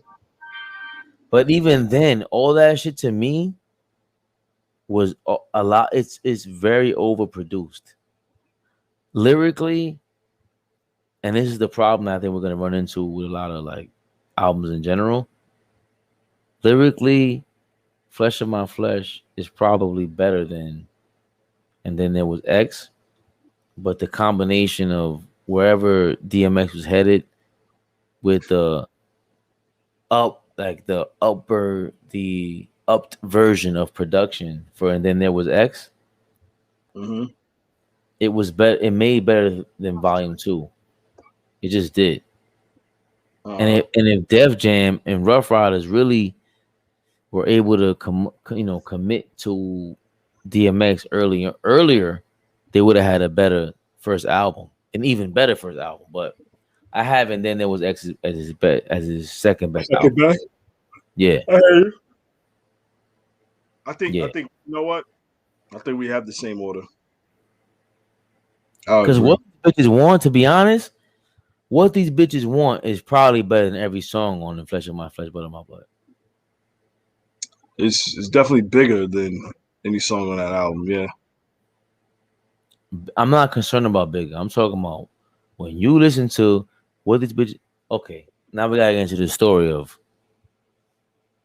Not too much of a story of what these bitches want. What these bitches want from a nigga. All I heard was, yo, DMX got a song with Cisco. Cisco was the blonde-haired, gay-looking dude from Drew Hill. Listen, at that time, Drew Hill and Cisco was Thong Song had came out. Cisco was the man. And I don't care, motherfuckers. Yeah, we spoke about Cisco that way, but yo, he was big. He was big. Okay. But what? Go ahead. But you did not expect a Cisco and DMX song. Remember, I mean, listen. None of us did. Nah. I mean, you gotta think about it though. Listen, we're forgetting. Drew Hill they had 2 big songs with Def Jam. The Nutty Professor, not the Nutty Professor soundtrack. Yes. The Rush Hour soundtrack with Redman, that was huge. Yeah. And the Thong Song, Cisco was going solo. They had the Thong Song was out, and it was another song they had that was crazy. And yo, they was just like it was it. They had the joint with Will Smith, which is the Wild Wild West bullshit, but Drew Hill was the shit. But I still did. Okay, all that being said, as a casual fan, it made sense. As a DMX fan, as an underground rap fan, it did not make sense for Cisco and DMX to make a song together. I don't remember feeling any way about that. I did. This is what I'm saying. Even Castle, the hardest dudes on my block, we didn't give a fuck. That shit was dope because we knew he was talking about some bitch. But that's when you heard it. But no. That's when you heard it. But all right. Go ahead. Speak your piece. Before we gotta be Young Thug and these dudes are allowed to wear dresses now and change their hair color now. That was not the case in the 90s. It was very judgmental still, and people will not say that, but it was. The 80s were it might have been less judgmental, but people really just Prince. Yeah. Yes. But really it was just you just going in your lane in the club and you just chilling or whatever it was. In the 90s, people were still judgmental to the point where DMX was on one side and Cisco was on the other side. And he was bleaching his hair blonde and all the other shit. And then when you heard DMX has a song with Cisco, what? What are you talking about? and then Flex played that shit. I get it, but listen. I don't remember. I'm being honest. I don't. I remember thinking, what the fuck is DMX gonna do with Cisco? And then you heard it. Dun, dun, dun, dun, dun. And Nokia did the beat from Drew Hill. Underrated producer. Underrated. Yo, that shit is. Cisco. Yeah. What these bitches want from a nigga? As soon as that shit hit the speakers, you went, oh, DMX did not sell out whatsoever. Yeah, that's why. It was straight, hey, yo, dog. Especially when you heard the second verse, everyone was like, yo, this is different. But nobody, what happened? Nobody was really, not that nobody was doing that. It was unexpected. It was unexpected for DMX and Cisco to make a song together. Same way it was unexpected for DMX to be praying on albums and shit. I mean, not as that wasn't a shock to me. Okay, go ahead. Yo, to me, yeah, to you, it was shocking. Yeah, I didn't think it was shocking because I just knew how much Drew Hill was working with Def Jam at that time, man. That's like, okay, but I didn't think about that. They were making hits. Motherfuckers are still rocking with it. But I didn't think about that. I wasn't paying attention to the label aspect of it. I wasn't. Okay. I was still casual fan, to be honest. Now that you're putting me in my place, in terms of as a casual listener, I'm like, yeah, mention Cisco. Just the shock value of it, and just the fact that this is not just a legit hit, bro. This is not just a legit how's it going down. This is better than how's it going down. Yeah. And then not only is it better than how's it going down, this is the epitome of misogyny. Yeah. Whatever they talk about, whatever they say misogyny is, this is the flack that caught too, like for that song. Yeah. I mean, not amongst hip hop fans, but it was a lot of women that spoke out about that song. What these bitches want from the hook itself. Yo, I hate bitches. He didn't say I hate bitches. What did he say? Yo, dog, I made bitches, Greek bitches, Cocoa Puff, sweet bitches. Eat bitches, but not me. Not D. Yo, it was Brenda, Letitia, Linda, Felicia. What these bitches want from my nigga? Listen, I don't remember any backlash like that. It was backlash. No.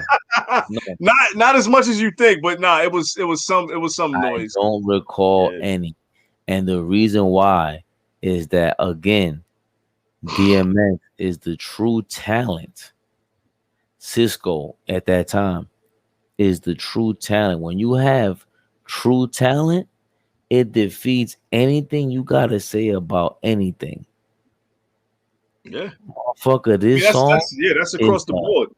This shit, you play this song right now, you go, word. What these bitches want. There's no way around it. Ain't no making that shit now. Try. Yes, you can. Yes, you can. Anybody can make it. A hit is a hit. When you make a song that people feel, I don't care where you're from. I don't care what race you are. I don't care about. It's the feeling. Yeah. That song. It was Brenda, Letitia. Linda, Felicia, Dawn, LaShawn, Alicia, Monica, Karen, Nikki, Teresa, some shit. Cookie, I met her in an ice cream parlor. Diane, Lori, and Carla. About 3 Kims, Latoya, and Tisha. Yo, he killed that shit. I used to know every chick on there. But man, yeah, I think we covered it. So I don't really count the albums that came out after that because it was just started going Like the progression. I agree, but the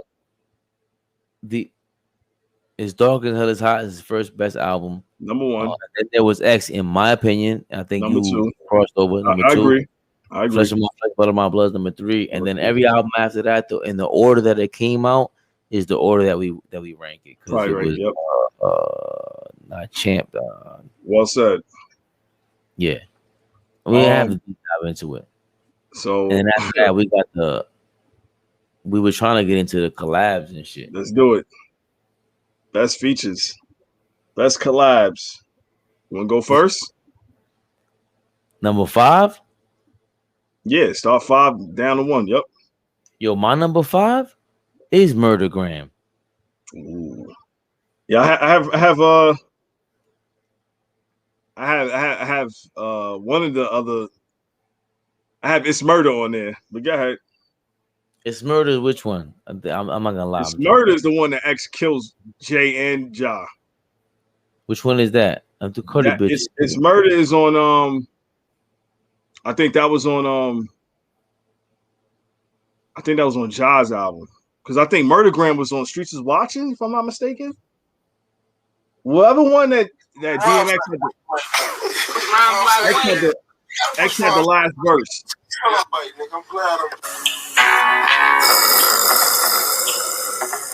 Yeah, that's Ja Rule's album. So yeah, It's Murder.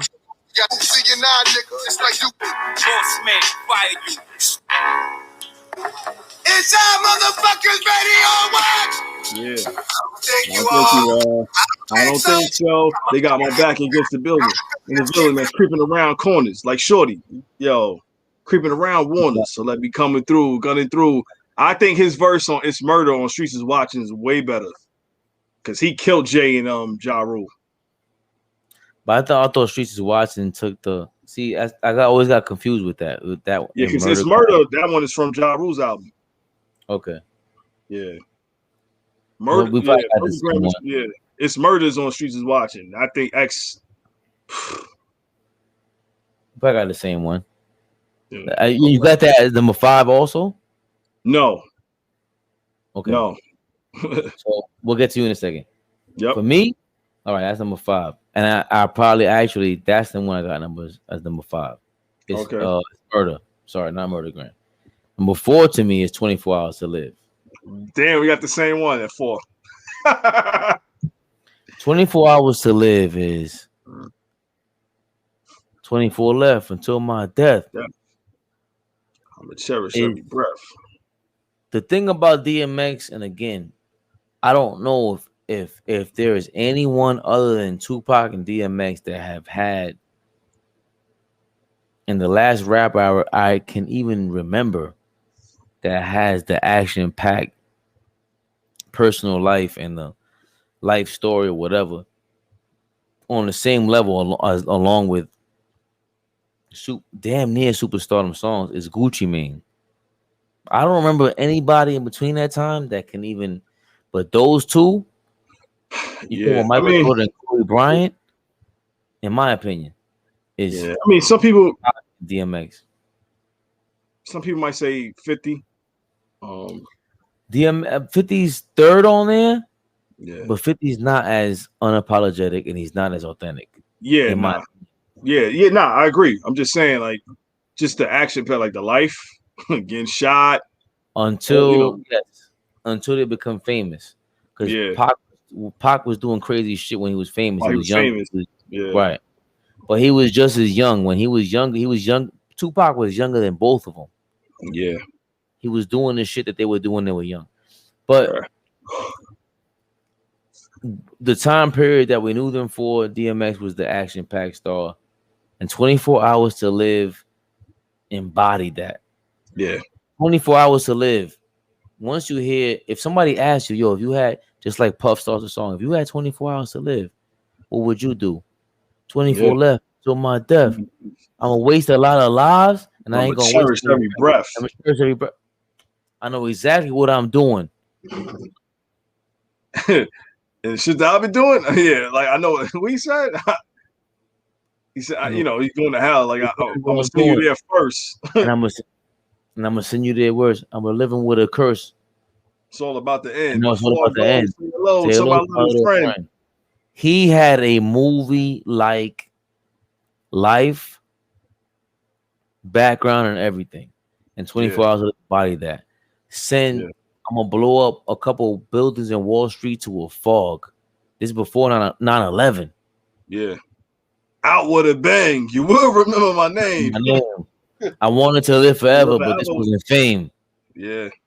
Yo. For everybody that doesn't understand that, there was a show called Fame. And the song, the theme song to Fame was I Want to Live Forever. Yes. Fame. And DMX said, I wanted to live forever, but this wasn't Fame. Yes. Fame was a big show. Debbie Allen. Leroy. Yeah. When we were kids, I was a baby. Yeah. And DMX mentioned that shit. That shit hit a fucking note. That shit hit a chord. And he was a grown-ass man. Yeah. Number 3 for me was Niggas Done Started Something. But that's not a feature. That's his song. A feature and a collab. I got features and collabs. Oh, see, you ain't explain it to me like that. I did. If you want to rewrite your shit. Rewrite your shit. Yeah, because I just get guest verses. That's features. You know what I'm saying? Like, Niggas Done Started Something. That's his song. I mean, it's a posse, but that's his song. I don't think that's his best verse for me. What's his best verse? What do you think is his best verse? 4 3 2 1 was number 2 for me. That's his best verse? Not that it's his best. I don't think Niggas Done Started Something is his best verse. Lyrically? Yeah, lyrically. What do you think it is? Which one do you think it is? He has a lot. No. Yes. He has a lot. Name one. I just mentioned him. The Murdergram shit at 24 Hours to Live, 4 3 2 1, and I'm about to finish it. That Murdergram verse is not even better than it's Murder verse. That's what I'm trying to tell you. Okay, that's cool. I'm sorry, not the Murdergram. It's Murder. All of those embody like this, the thief, the robber from New York in the 90s. I don't know how they do now. But that Niggas Done Started Something. How is that not embody all of that? It does, but it wasn't as sarcastic. Niggas, I got it at number 3, bro, for him. How is it sarcastic? Because, I'm sorry.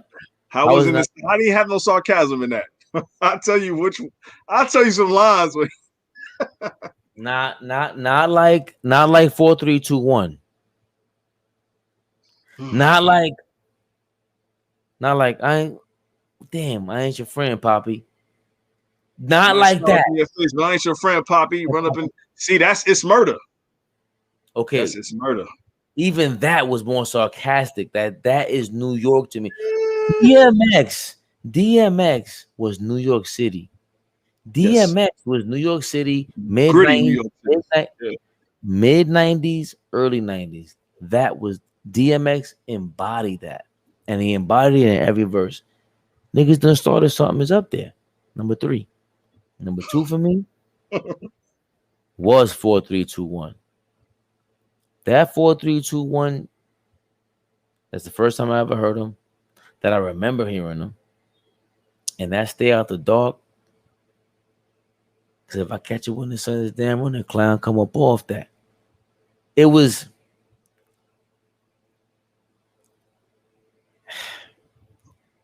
He was just dropping. It's better to give. Don't be a stupid nigga. Learn a lesson. I'm gonna get you either way.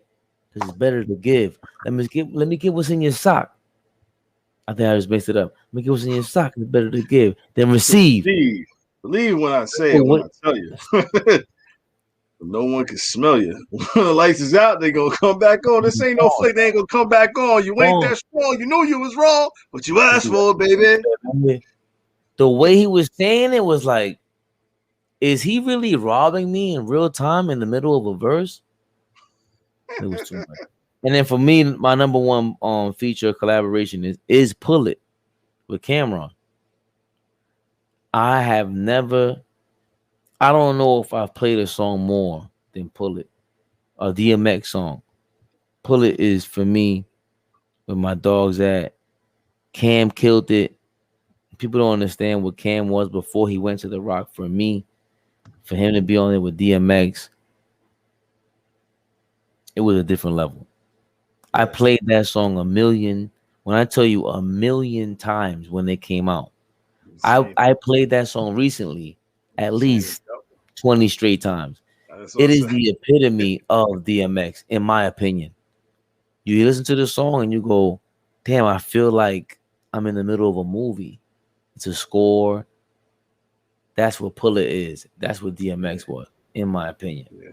Yeah. He's just, Pull It was a different level. Even with Cameron killed it. Cam killed it. Cam killed it. DMX, it was amazing. It's a classic. It's not talked about enough. I love it. That's my number one collab feature with DMX. All right, so let me get into my top 5 features. I ain't do collabs. Number 5, I had 4321. We just built on it. Like, that was the first time, like, we really, like, paid attention. Like, because, it was a big song, big feature song. LL, Cannabis, X, Red and Meth, and, of course, the controversy with LL and Cannabis, and then they end up putting Master P on the joint. I remember that. Turn my lights on. Time to get rowdy. From New York to about it. But anyway, I had 4321 at 5. You kind of broke it down why it was special. That was really the first time like we really got to know and hear X and really pay attention to him. Number 4, we both agreed, 24 Hours to Live. Like, the video, and I think me and you spoke about, I think you said it on one of the podcasts. X was in the mud in the video. Like, he was just so animated. 24 left until my death. He's in the mud. Only one in the mud. Down dirty. Like, he just that encapsulates his whole shit. Like, I'm knee deep in this shit. Like, I come from the dirt. Like, he's the one in the mud. 24 Hours to Live. 24 left until my death. Like, it's just that energy, man. That was like something that was missing. Like, we didn't have since Pop. Like, that real raw energy and passion from an artist, from a rapper. And X encapsulated that. And that 24 Hours to Live verse is one of those that definitely did that. Number 3. I'm gonna waste a lot of lives and I'm gonna cherish every breath. Number 3. Now, the first time I heard this song was DJ Clue, and they premiered it the night before this album dropped. We knew about it was gonna come out, but we didn't hear the song. And I think Clue played it because this is back in Monday Night Mixtape was obviously Monday, and albums back then was still coming out on Tuesday. Money Cash Hoes with Jay-Z on Hard Knock Life. Like, I think people were waiting for that feature. Because you knew about It's Murder and Murdergram and all that, but nah, X is X now. It's Dark as Hell is Sky is out now. Like, X is that dude. And then, you know what I'm saying, having him on the J album, like, it helped put that album over the top. Like, that was a big record. And the reaction it got, I remember going to school the next day, and even on my block, like, yo, you heard X? Money Cash, you heard that shit? Jigga, my nigga, rhyme all night, dog for life. Like, that shit was huge, bro. What? I'm not gonna lie, like, Money, to be honest with you, for me, Money Cash Hoes didn't have that, like, the song did. You forget it. Son. I'm saying listen. Me, and for, like, everyone around me at that point was like, X didn't really say much. And that's not about that. It's not about the lyrics. It's for about us, it was. message. Nah, bro, it wasn't like that for everybody, bro. I'm telling you. That record, he made that. He helped sell that album. That feature helped sell that album. Okay. Like that was a big moment. Like when Clue played it, it was big. The fact it was the fact that he did it. And was that feature. I'm telling you. For me, I'm saying what you had at number 5 again? I had 4, 3, 2, 1. 4, 3, 2, 1. And number 4 was 24 Hours to Live. Yeah. Okay. Wait. We gotta pause. Go ahead.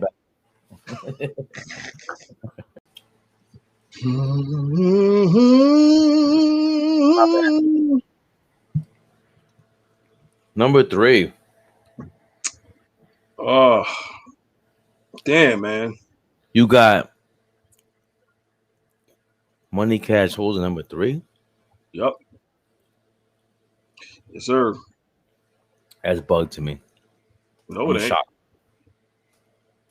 Hey, it's my list, nigga.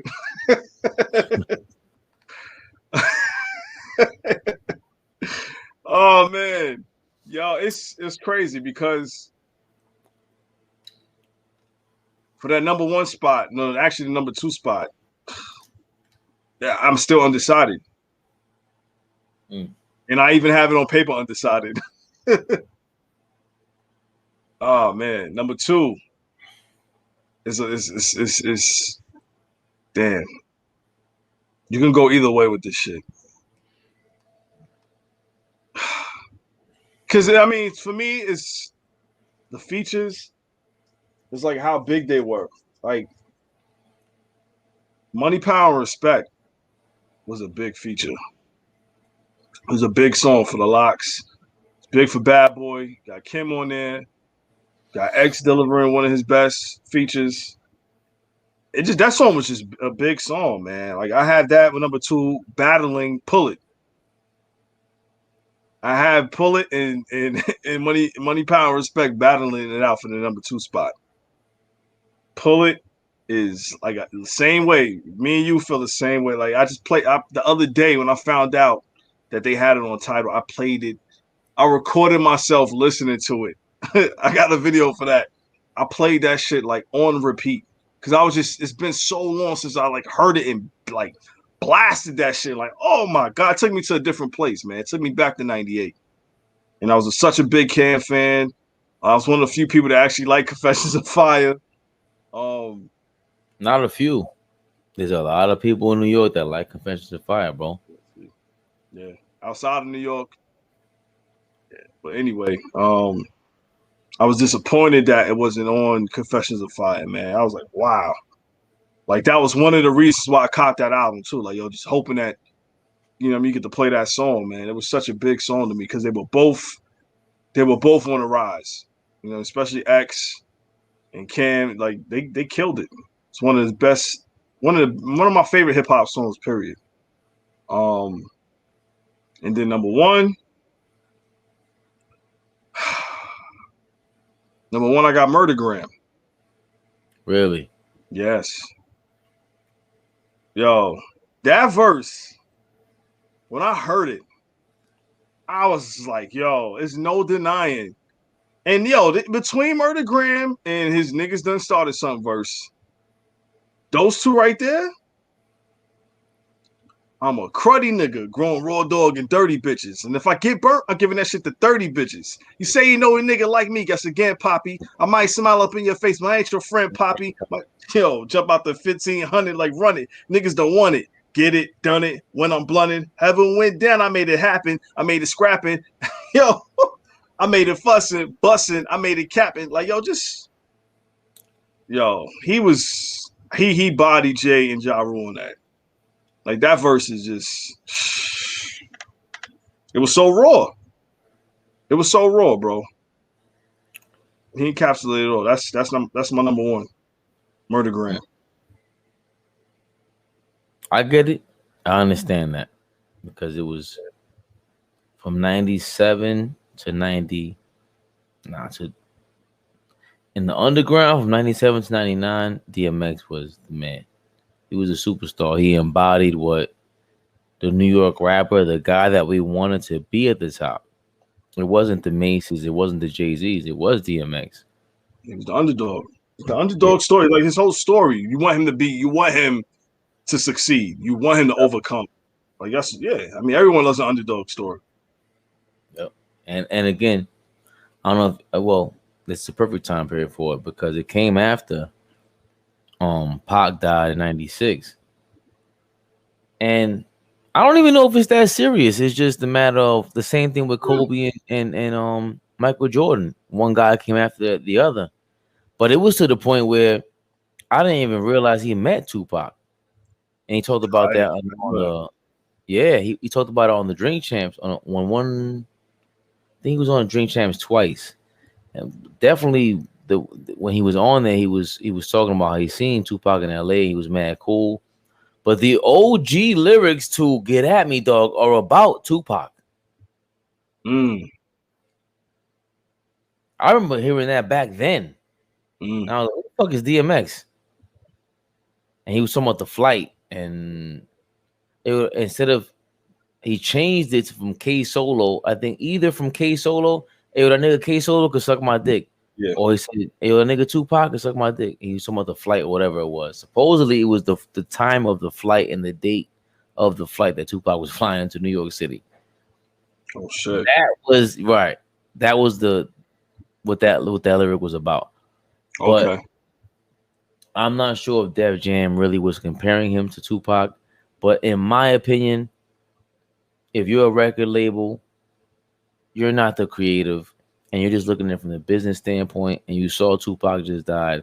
You have a bald, tattooed, thug life kind of dude on your label who's possibly going to be a superstar. They have so many comparisons: the bald, aggressive, lost soul, passion. You hit it on the nose with Shed So Many Tears. They had this lost soul, just the other side to a person where you're dark and you're lost and you're down. Yeah. The down and out spirit of a human being. Yeah. They embodied that. And DMX reminded us of that. Tupac kind of left that, or he planted that flag in rap. It was there before, maybe. Where I wish I was a little bit taller or whatever other records that you had. Skilo. But Pac kind of like he did it for the dude from anywhere in the country, especially a black person, right? Who was just feeling down and just feeling out. And he had that with Shed So Many Tears. You hit that right on the nose. And DMX had 2 or 3 anthems that were just like that, with Slippin' and Let Me Fly. So that bipolar, even on Get At Me, Dog, it was a little just that type of person. What do you feel like? Did we fall for a gimmick? Did we fall for like the promotion of the company? Or listen, I never, like, of course the comparisons are easy visually because they're both bald headed, like you said, tattoos. But yo, X was just being X. And yo, motherfuckers just sniffed that out. Like, all right, this dude being a photocopy, a carbon copy of Pac. Nah, X had his own shit. You know what I'm saying? Like, he spoke from his perspective. It wasn't from anyone else. He wasn't trying to copy anyone else. He was a dude from Yonkers. You know what I mean? Coming up in the hood, stick-up kid, ain't had nothing. You know what I'm saying? He came up in the ranks, hustling, grinding. Like, that was his perspective. Like, he was just being true to himself. I never got that from him that, yo, he was trying to be another Pac. I mean, yeah, to people, they probably seen that visual, like, oh, he's bald-headed too. Like, yo, he got that passionate drive. He trying to get. Nah, man, X had his own thing, man. I mean, of course, and then the other comparison, he started acting, that belly, Cradle to the Grave, you know, Exit Wounds, you know, all those other movies that came out after that. But man, X was just a star. He was just a natural born star. It was just raw. Same way Pac was. Like, there's certain talent you just can't, you ain't gonna be able to hold down. And when X came out and he came into the game, it was just like, he was a force. There was no stopping that. There was no stopping that. I just think that he just organically, he was just naturally gifted. Like he was just had that it quality about him, and he resonated with so many people the same way Pac did. So those comparisons are always gonna come up. But as far as music wise, I just think with two separate entities, man. So yeah, I never took it that way. I mean, I have a whole other opinion about I think Tupac is you would have to take 3 or 4 or 5 artists to come and combine them to even create a Tupac, in my opinion. That guy was 25 years old and he died. DMX was 26, 27 when he blew up. But I do think Def Jam definitely Banked on it. Yeah. They saw Bald Head, Bandana, Thug Dude. They saw that and because they didn't, it was 97, 98, then they were starting to push them. Like it was just pushed after Pac was dead. It was way too coincidental. He was signed to Def Jam at the same time DMX was, that Pac was out. You know, and it's not like they didn't know about the Interscope relationship. You know, we could get into that. We're gonna get into a deep dive about that too, about Interscope and Universal. They're the same damn right. shit. Universal made money off Death Row and Bad Boy. Yeah. And it's like that. I don't want to. Michael Jordan and Kobe Bryant is so hard to even say. I wouldn't want to just leave it like that because DMX was not Kobe Bryant where he saw Michael Jordan now. He wanted to be like him. No, DMX. Yeah. You know, especially being from New York, is like Tupac did not seem like a New Yorker. DMX was definitely a New Yorker. Even though Pac's first rap name was MC New York. Right. But it wasn't. It was DMX felt like a New Yorker, and it was. But you definitely, the comparison was obvious. And then, you know, Tupac is probably the most influential rapper of all time. Yes, and he paved that the way for that, and it paved the path for DMX. I'm not sure if Tupac didn't exist. If he did not exist, I'm not sure if a DMX would have been as successful. I don't know. Yeah, I mean, there's a cause and effect. There's a cause and effect. I mean, that's Pac's influence, and we're gonna definitely get into that. I mean, that could be said about a lot of artists. I mean, like, is there a Kobe Bryant if there's no Jordan? Like, you know what I'm saying? Like, it's a cause and effect. Like, you know what I'm saying? These dudes are here, and then there's the after that dude. Like, what comes after that? Like, the effect they have on the game and the influence they have on the game. Like, what happens if you take that person out, that influential figure out of the picture? Do we even have these artists or these athletes? Like, you don't know. I mean, but man, Pac his influence is heavy. It's heavy, man. Definitely the most influential rapper. And I don't know if DMX influenced half as many rappers as Tupac. Nah, not at all. I don't think so. And I just think either A, DMX was that original that he couldn't be copied, or B, he was just a part of that path. But he still, when you listen to his songs, it's not like he reminds you of Tupac, but with the songs, like you wouldn't, but they kind of do. It's in the same realm of like with the passion and the realness. Yeah, authenticity. I think he was more unapologetic and more authentic than Tupac. Actually, yeah. DMX and ODB might be the most authentic rappers of all time. I don't think there are that's more. A good point. I mean, they were both drugged up. It seems like, from me, it's documented. People have spoken about it. Drugs play a factor, but I don't think anyone is more authentic than those two, especially in street rap culture. Yeah. I don't see it. It's a good point. I just don't. But that was a minor beef. Like, I remember hearing the OG lyrics to "Get at Me, Dog" at that time, and I was like, oh shit! Like, he was like, the East West shit was really real. Like, that's how stupid we were in 96, 97 that we created that dumbass. We try to follow that dumbass beef. But speaking of beef, you mentioned it used to be my dog. The Ja Rule. Yeah, Ja Rule. That was kind of like, and I wanted to talk about that because it was DMX was somebody that, to be honest, I was trying to hint into that before with. Yo, we didn't speak on anybody who had a drug problem, and you were a rap artist. These guys were smoking weed and drinking liquor, and we just, keep smoking and keep drinking. I mean, listen, from the hood, that was the norm.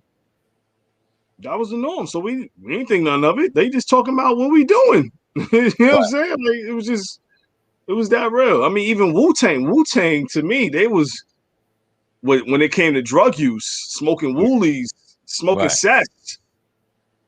Like that shit was cocaine in your weed. You know what I'm saying? Crack in your weed. The combination made my eyes bleed. Like, yo, that shit was real, son. Niggas forget about that part. I mean,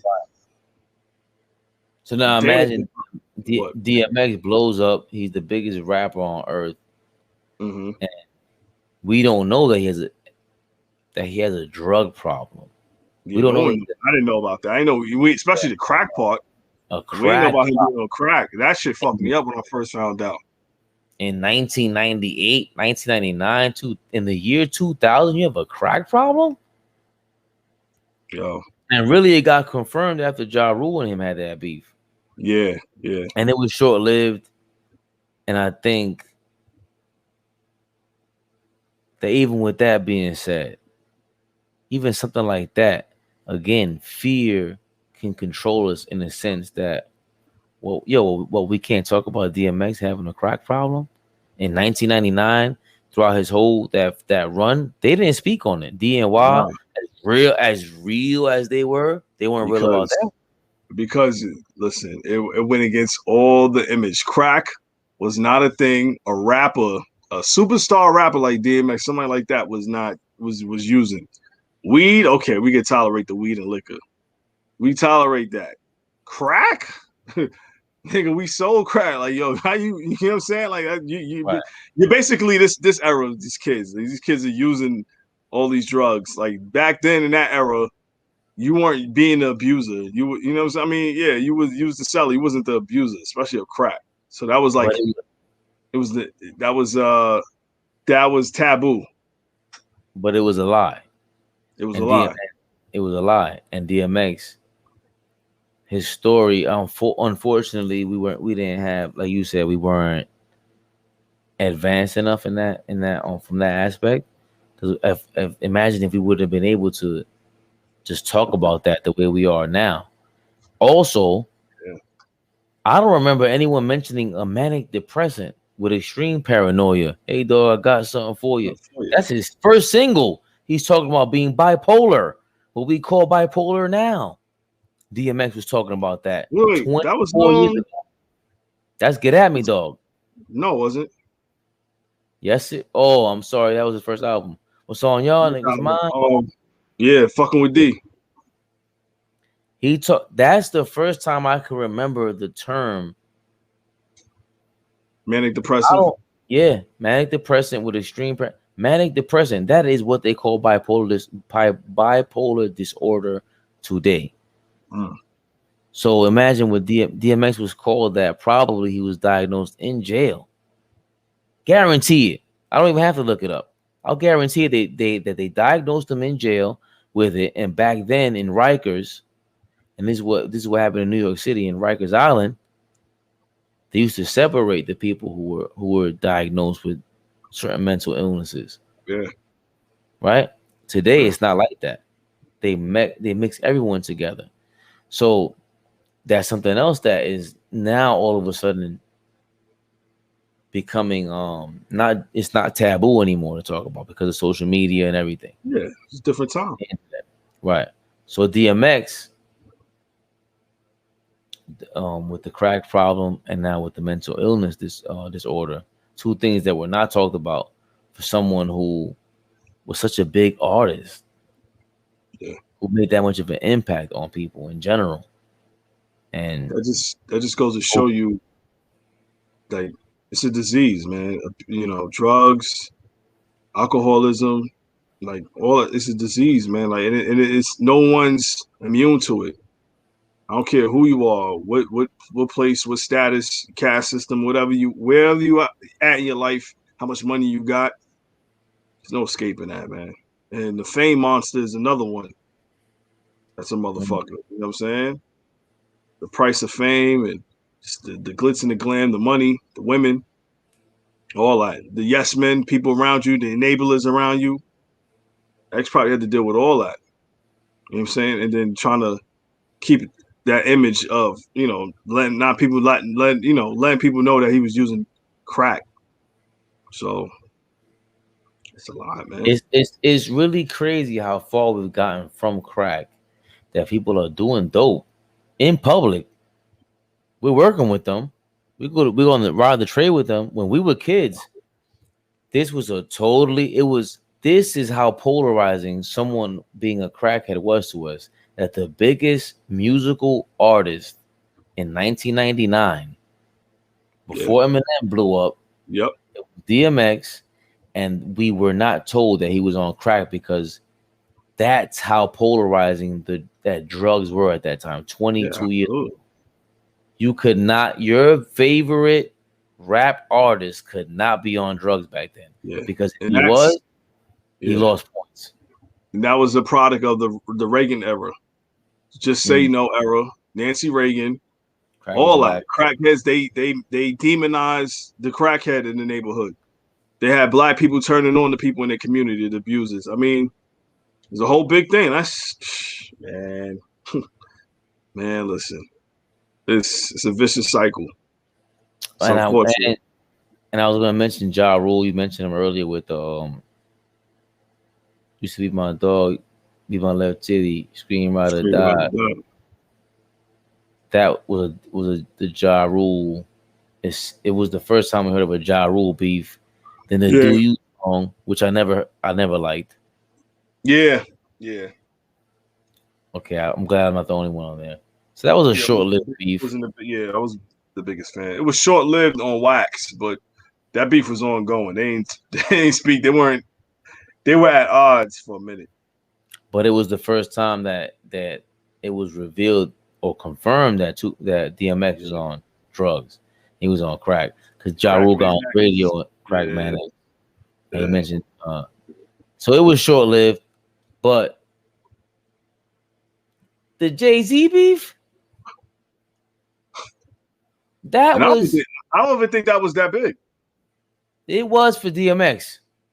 Oh yeah, it was for him. And it was for Jay-Z. Explain. Well, that's what led to his verse on either Murdergram. Which one came out first? It's Murder or Murdergram? Murdergram. Okay, so it's Murder. Jay-Z kills it. Yeah, Jay killed that. Yeah. Right. Yeah.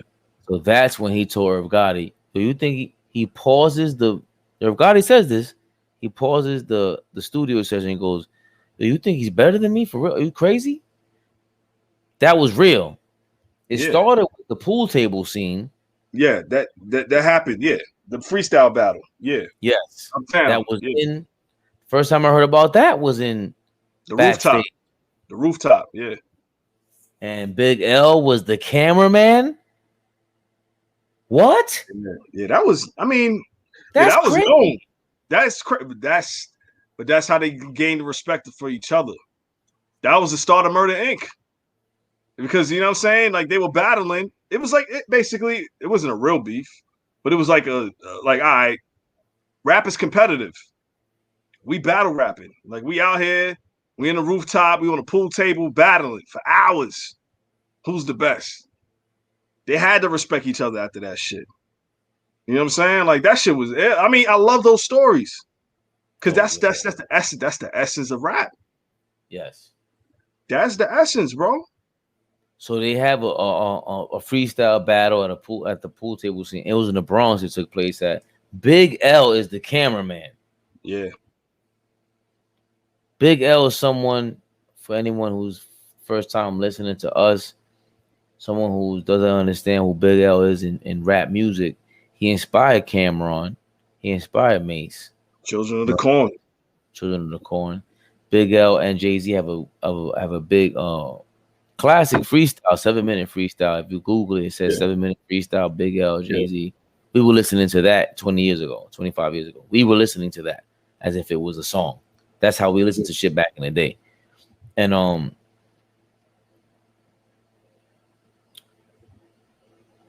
we don't know who won the battle between Jay-Z and DMX. That was never known. Yeah, it was only. Yeah, it's always mixed.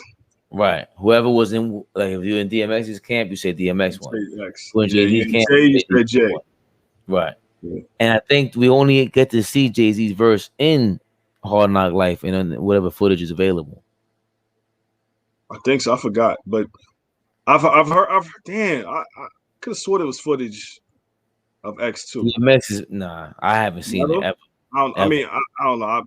Maybe I'm wrong, but yeah, I haven't. The reason why is because D or Y, I think it was D.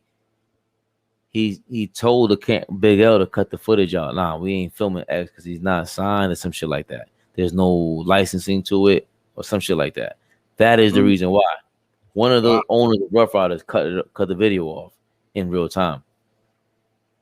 But that was the beginning of their beef. And according to Irv Gotti, anybody who was rapping, if you said you rapped, even if you were garbage, DMX considered you competition. Of course. So I mean, as he should. Like that. Right. That's how, but and was it me and you talking about this? And I think you said this in one of our past podcasts. You couldn't be whack back in the day, in the 80s.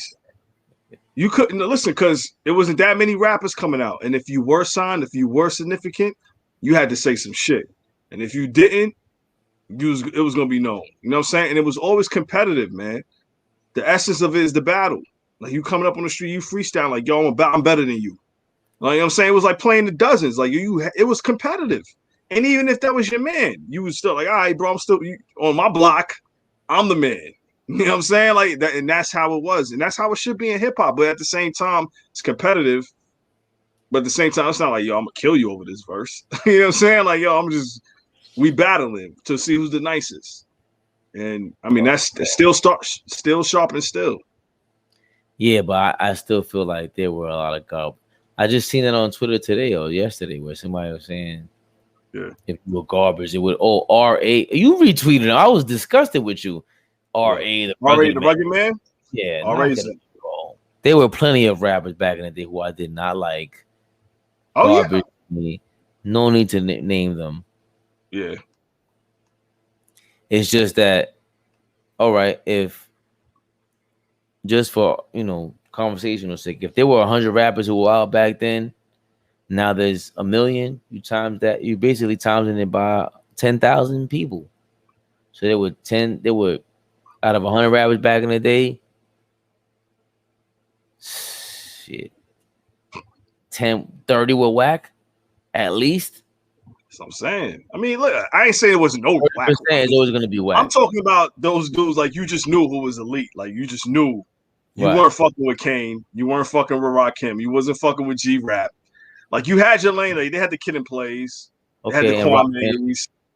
Yeah, you know what I'm saying? Like, yeah, you had those acts. But that's my point. That's like 4 or 5 out of how many acts?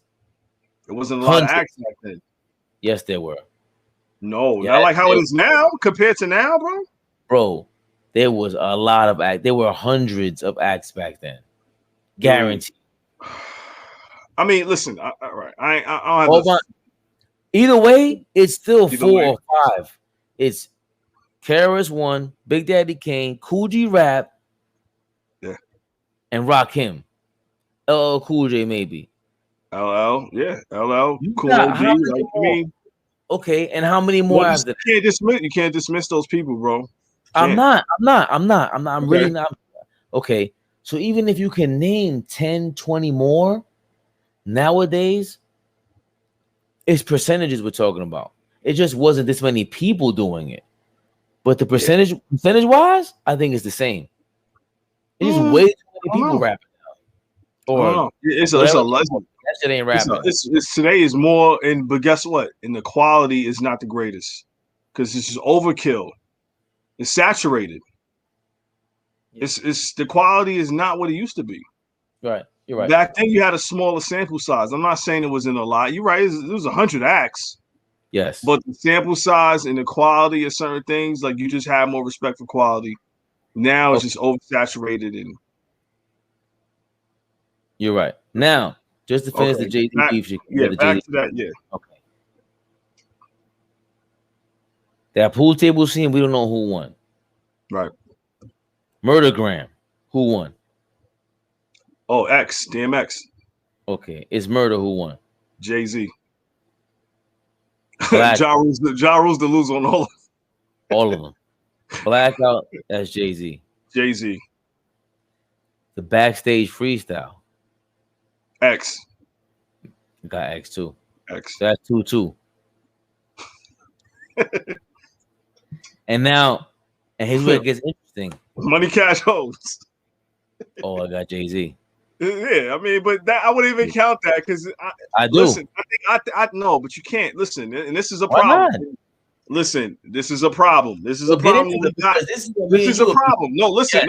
Let me get this shit off. Let me get this shit off. And I was listening to the Juan Epstein podcast with Jay, and Jay made up a good point. He said, "Wrong." Well, go ahead. Nas, no, he wasn't wrong. He's not dead wrong. Listen, Ray, hold on. Let me speak my piece, and then I'll let you go. Because every song is not supposed to be competitive. Jay had 2 verses on Money Cash Hoes, bro. 2 verses.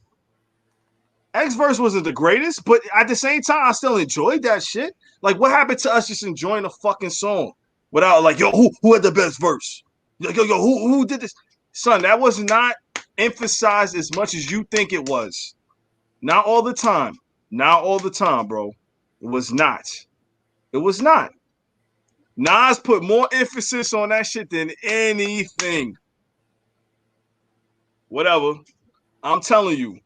I'm not counting, Jay-Z wins that over X. Come on, son. I'm not even counting that song. So what about the joint with Jay-Z on Busta Rhymes album? Busta Rhymes, Jay-Z, and DMX. You gonna count that too? Yes. Jay-Z. He did. But exactly. But bro, I still enjoy that song. That factor. Like, am I talking now? Yeah. This Nas on Ether, Fowler, Eminem Murder Jr. shit. He did not create that. We were doing that back then. No one said he created it, Brooklyn's Finest, who had the better verse. Exactly. It was always a toss-up, and Nick would stay big back then, but then the next year was like, I don't know who got a better verse. That's how we know who was who. It was hard when Nas had a song with 50 Cent. I thought 50 Cent killed him at first, and then I listened to it again. I'm like, what's the name? They have 2 songs together. Yeah. The joint on Power the Dollar. Not on Power of a Dollar. Nas is not on Power of a Dollar. Wait. Had to the rich ones that flash and floors. The niggas that won't beat no more. What album is that then? That's just like 50 Cent. I forgot what it's called. Beef no more. Because they know who I rap with. QB, nigga, who I rap with. I thought 50 Cent murdered him. But tonight, I'm like, but he did. He didn't. Nas was Nas. And that could lead to our Nas and Jay-Z if we're gonna respond when we do the other shit. But it was around back then. It just was, especially bro. I'm not saying it wasn't. It's been around forever. But the emphasis and how people pay attention to without enjoying the song anymore. I'm not saying everything. That's the first thing. Like, motherfuckers, so who had the best verse? Hey, bro, did you fucking like the song? Did you like the song? Right, but if the song is did you enjoy the song? Was the song dope? If the song is whack, then we don't even consider it no more. It doesn't matter. If the song is whack and all you have left is who had the better verse, it's not even a song anymore. The fact that Brooklyn's Finest is a dope song, and you go, damn, but who had the better verse? Of course. Because you know what? It's two elite MCs. And yeah, you want to, what's the measure? How you measure up? Okay, who did this? Who did what? Okay, then. So Jay had more. They have like 5 or 6 collaborations, and Jay-Z has the best of them. Now, just to put that to rest, it was there in the late 90s, early 2000s. That was there. Who had the better verse? It was definitely a part of the late 90s, early 2000s culture in New York City. That's just how we were. We were about that was the dunk contest. Punchline raps were birthed because of it. Jada Kids was birthed because of it. How do you stand out on who has the best verse? Jada tried to find a forte in that. Then the Fabulouses and Mace was birthed off of that. And you got Fabulous, Cassidy, and all these other artists that were birthed because of it. It just is what it is, Cam. It just is what it is. So to deny that, I think, is not truthful. It's not real. It's not a denial, though. It's not a denial. I'm not saying it didn't happen, but the emphasis on it for motherfuckers to listen to a song and then just go right, like, who had the best verse? Like, yo, is the song fucking ill? Because when I heard, when I heard affirmative action,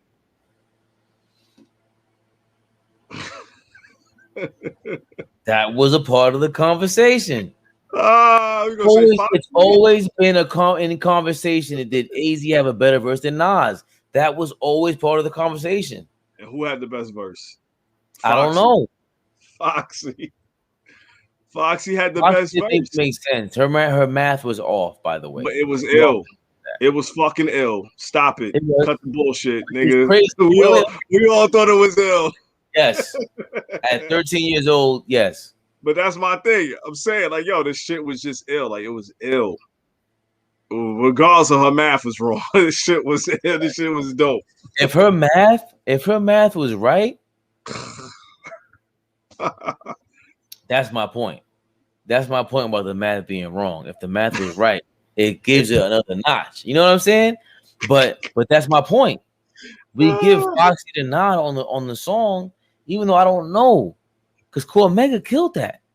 Nas killed that shit, bro. Yes, but it's what I'm saying is there's an argument. It's not like for me.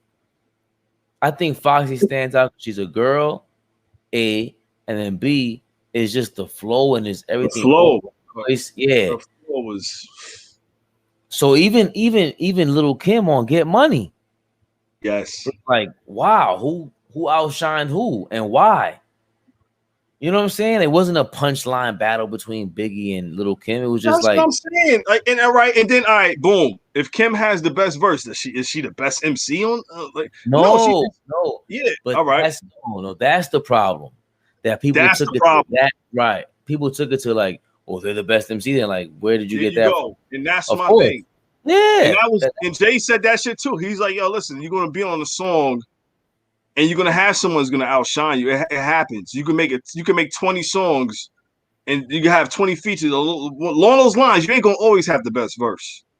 And that's what he was saying on the Juan Epstein podcast. You know what I'm saying? That Rock Nation jacket. Come on, man, relax, bro. Yo, come on, bro. We get it. All right, Jay-Z. Yes, it happens, man. Yes, it does happen. But Eminem murdered you on your own shit. Hate to break it to you. Yeah, okay. It did. And DMX did not murder you on your own shit, though. We gotta say that. DMX did not murder him on his own shit. Gotta say that. Yeah, he didn't. No one's mad. No one's stopped listening to X because of that, or just no.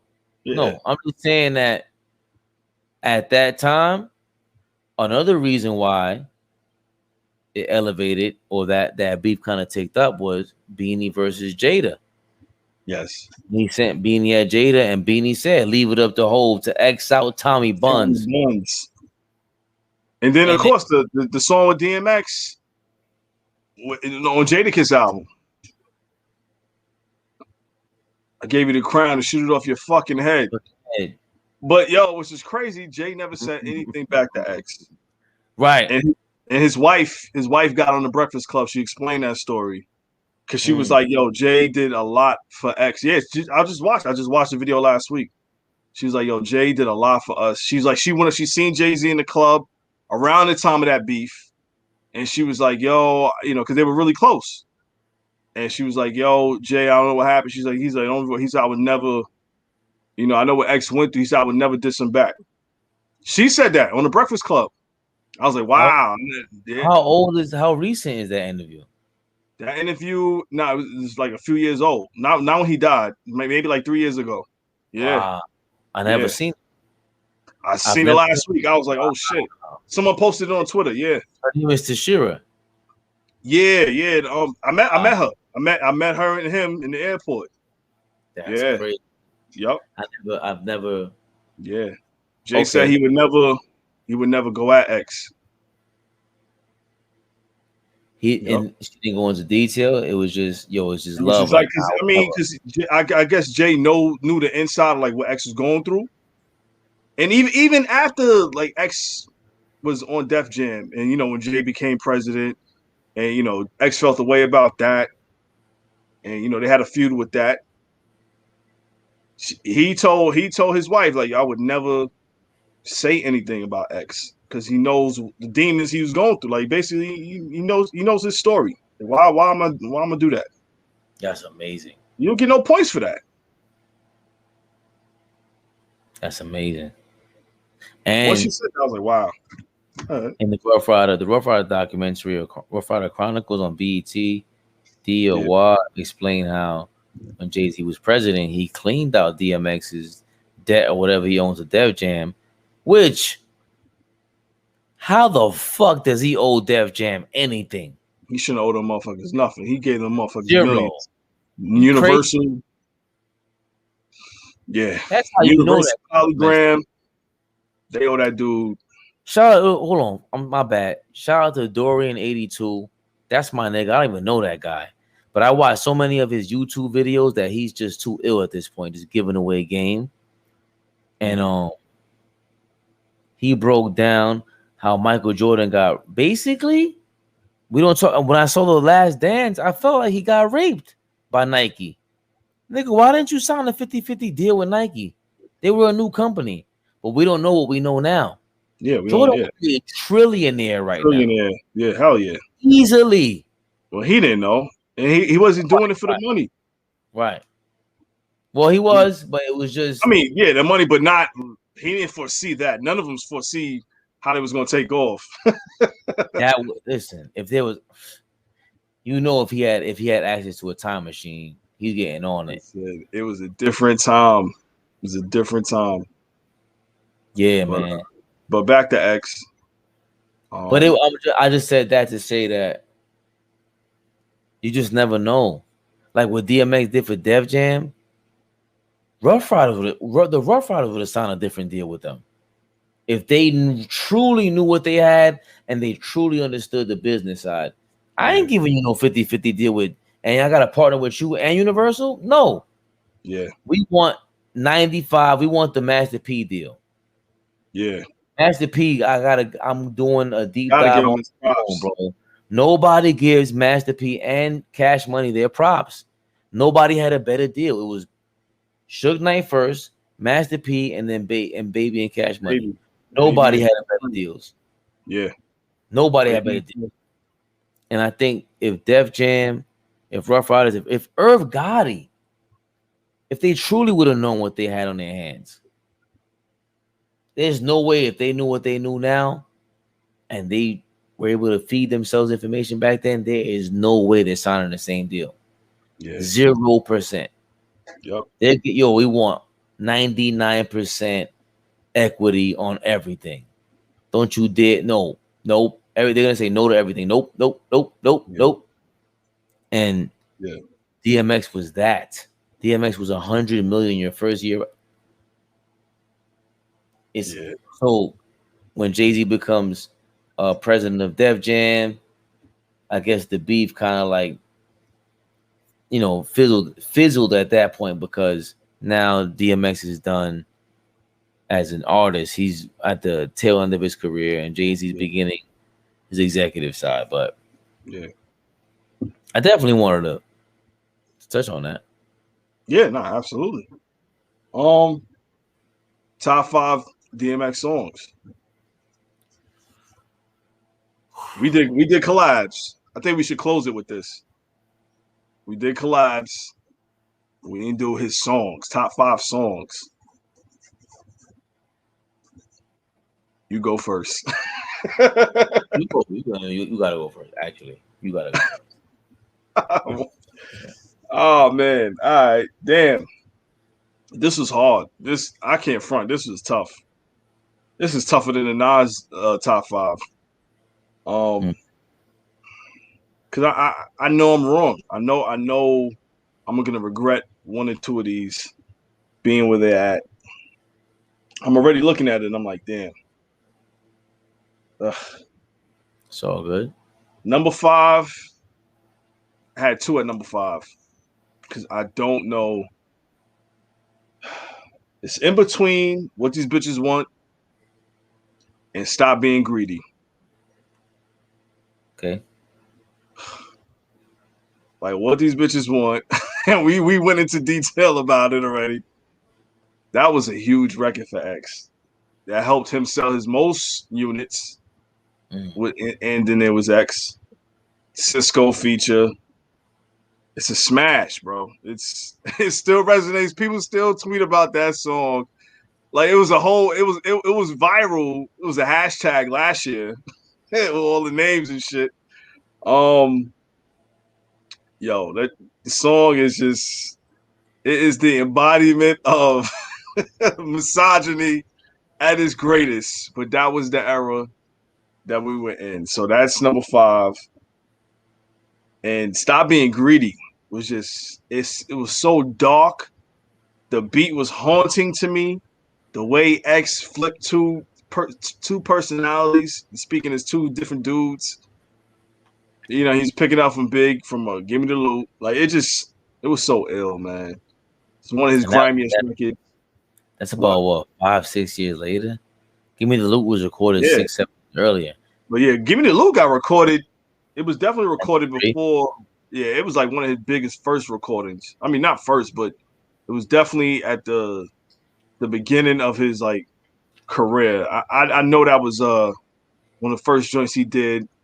And just to give its proper placement, that type of song, I want to give credit to Scarface. My mom playing tricks on me, and I think he birthed that subgenre. And you talk about a guy from Houston, Texas, absolutely, not from New York. Nope. It's not a different part of the country.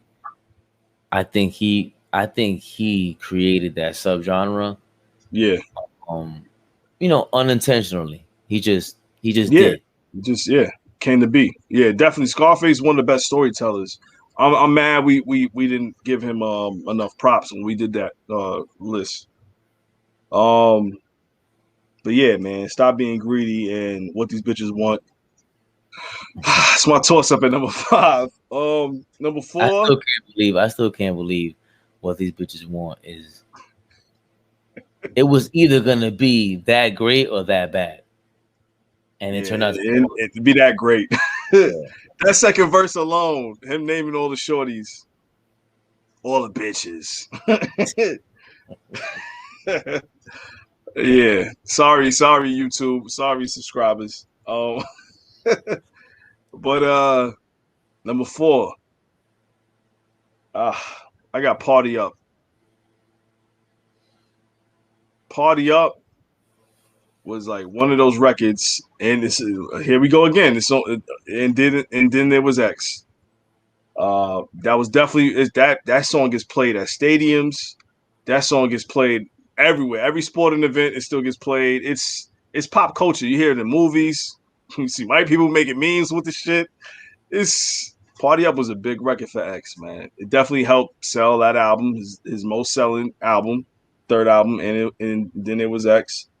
I remember trying to I remember I was trying to be the first person on our block to know all the lyrics to the song, and I was. And I was proud about that. We'll Party Up. And then he was talking about Corrupt. That's when he was beating, him and Corrupt was beefing. Corrupt had that song, what was the diss track? Oh man, I'm gonna kill myself for not remembering that joint. And that Party Up was a response to Corrupt at the time, the whole Fox thing. It was basically like what 50 Cent did a year later or within that time period. It was like a jacking for beats. He was just talking about different rappers. Corrupt was. Yeah. Not the name of it, which is crazy. But yeah. Calling out names. I forgot that DMX. What part of Party Up was about Corrupt? You're whack, you're twisted, your girl's a hoe. He's talking about Foxy at the time. Yeah, but Foxy, it was so. Yeah, but I know, but that was it. It's part of the narrative. Okay. Huh? Yeah. I'm wondering if that's even confirmed because it's so indirect. Like it just seems like, you know what I mean? Your old man said you stupid. Talking about Snoop. Your old man said you stupid. You be like, so I love my baby mother. But that's not his baby mother. I know, but whatever. You know what I'm saying? You know what I'm saying? Like, all right, go ahead. Yeah. That's number 2. that was number 4. That was number 4. You just mentioned 3 songs. Okay. Yeah. Got it. Number 3. Get At Me, Dog. Wow. Okay. Get At Me, Dog. Like that set it off. Like that was, what must I go through to show you shit is real? And I ain't never give a fuck how niggas feel. I rob and I steal, not because I want to, because I have to. It don't make me show you what the. Yo, it was a single. It was raw. It was gritty. It was, to me at that time, it was something we was missing. For that to be his first single in that era, like it was just like you knew the era. It was the times were changing. The times was changing, bro, and it was a big record. It was a big record. I think I copped the single. That was the first CD single that I remember buying myself. It was Get At Me, Dog. We'll Stop Being Greedy on the B side. Number 2. Another toss-up. And we spoke about both of these in the same context earlier. Slipping or Let Me Fly.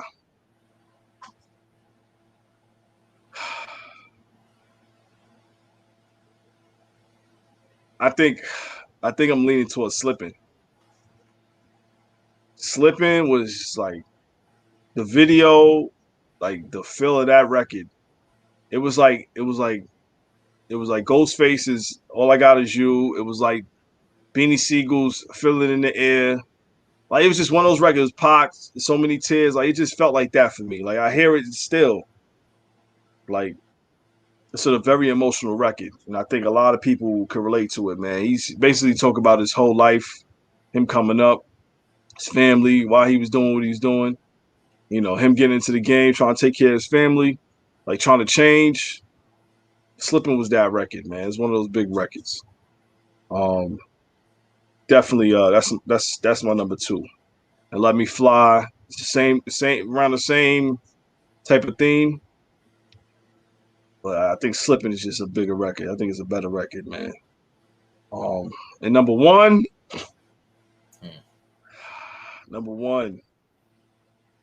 I wanted to say niggas done started something, but I'm like, nah, that can't be number 1. His number 1 song. That's not number 1. Rough Riders Anthem. I have at number 1. That one right there made DMX a household name to me. Everyone was singing that song. That song was played everywhere. It still gets played. That's another song that gets played in numerous venues to this day. It's an anthem. And we said it earlier, like no one expected an anthem like that to come from someone that gritty. You know what I'm saying? The Mob Deeps, the MOPs. Well, MOP did with Annie Up, but before that, the dudes in that type of dude in the industry wasn't making that type of record. But X did that shit. That just goes to show you X is an artist and how great he was for him to make that type of record, and it blow the way it did. The Rough Rider tees, the four wheelers, the video, all that. Motherfuckers standing on the bus. They had Onyx in the video, the Locks in the video. Like that Rough Riders anthem was huge, bro. Huge. That's my top 5 DMX records. Yeah, go.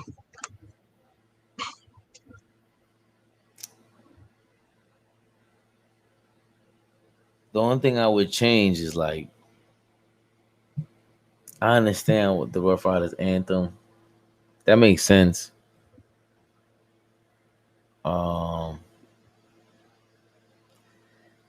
Only thing I would add is I don't know if Pull It was a collab or a feature. It was a collab. It was a feature. It was a feature. I mean, it was. It was for Cam.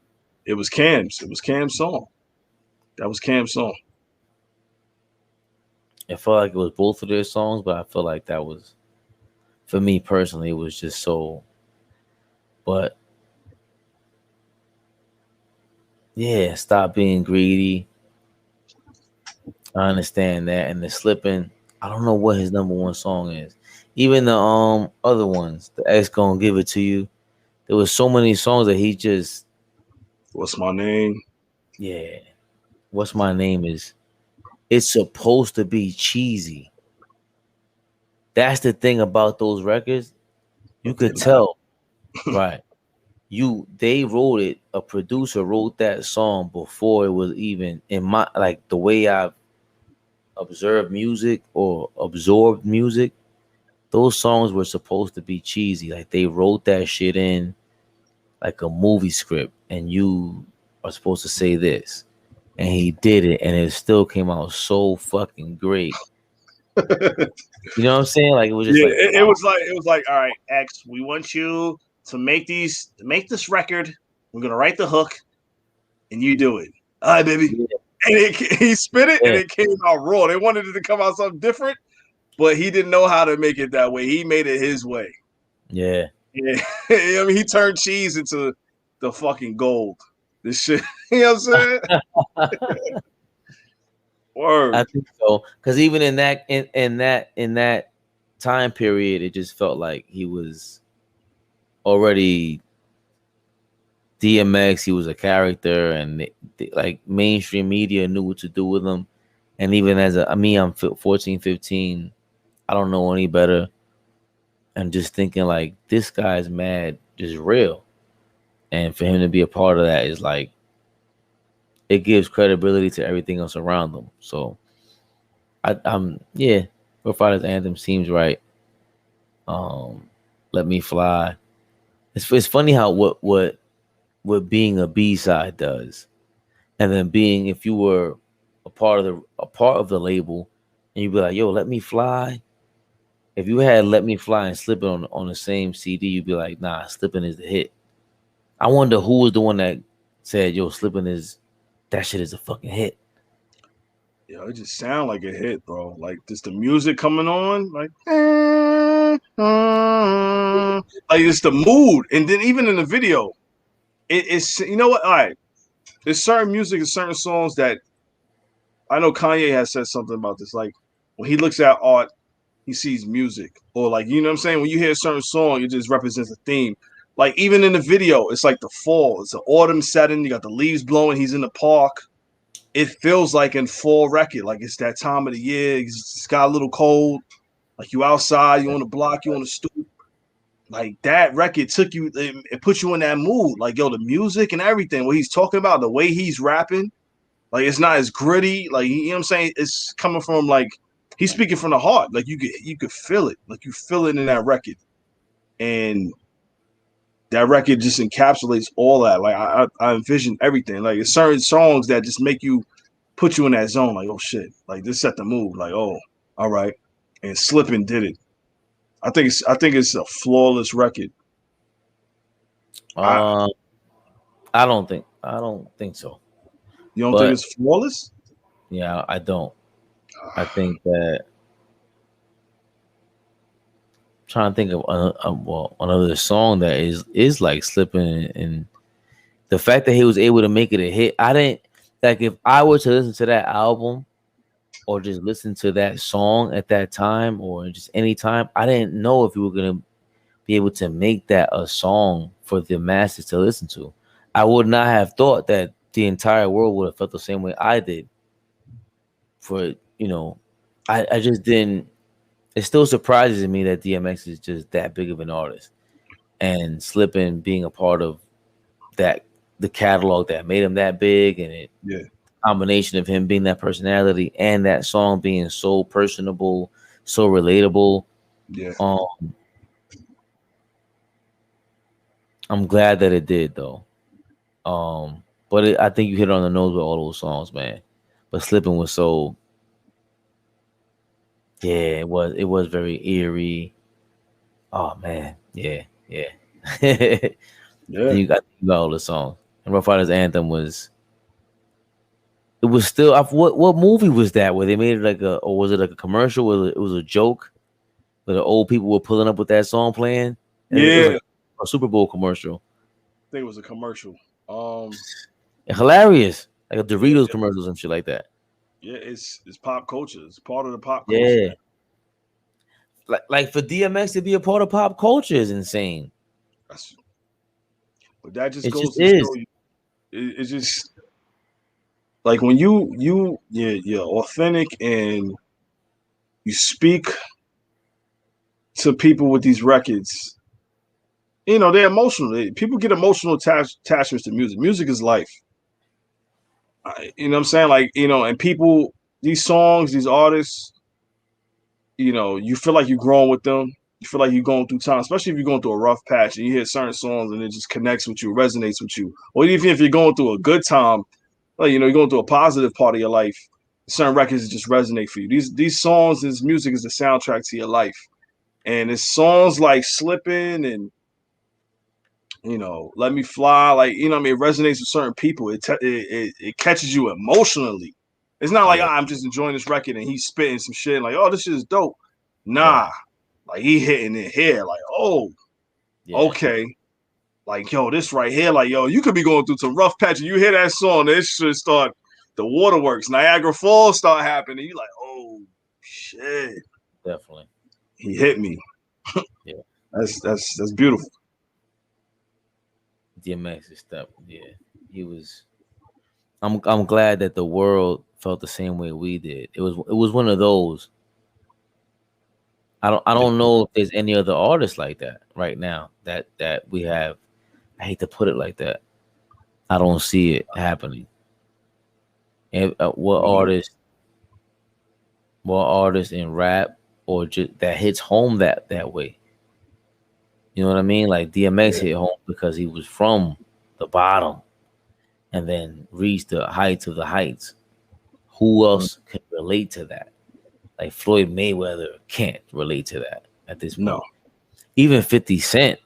I hate to compare like that, but 50 Cent is too like calculated. Yeah. And that with 50, he's not the most emotional. Right. You're not gonna have an emotional attack because he don't give a fuck. Yeah, I hate to say what I really want to say about him. Like if he died, people might be like, okay. I mean, and his music run, he didn't make those type of records like X. Like he's not, the records 50 made that were big are not gonna resonate like songs like Slippin', like what DMX did, or something like Pac did. So Many Tears, Dear Mama. 50 don't got those. You know what I'm saying? Also just being the troll that he is. That's another reason. It's if we had any inkling of him having like a mental illness, and that's the reason why he's that much of a troll, we would feel empathy for him and feel something else for him. With DMX, it was that too. That the first thing we thought about was drugs, when we heard that he died. Like, oh wait, what? Yeah. Damn, it might have been drugs, because we were so aware of the struggle that was still present. And with 50 Cent, he was like, yo, bro, you create your own struggles. You're a dick. Bottom line, you're a bit of a dick, bro. DMX is DMX. Yeah. So it is what it is, man. X, the Pox, not too many of those, man. I think we did a pretty good job, man. You want to wrap it up? Is there anything else you want to? Just, I'm glad. I hope we could all touch on, with DMX passing away. I hope we can all touch on, obviously the drug problem, which is going to be more prominent now in the next 10, 20, 30 years. I don't know what other kind of drugs they're going to invent, but it has to get worse.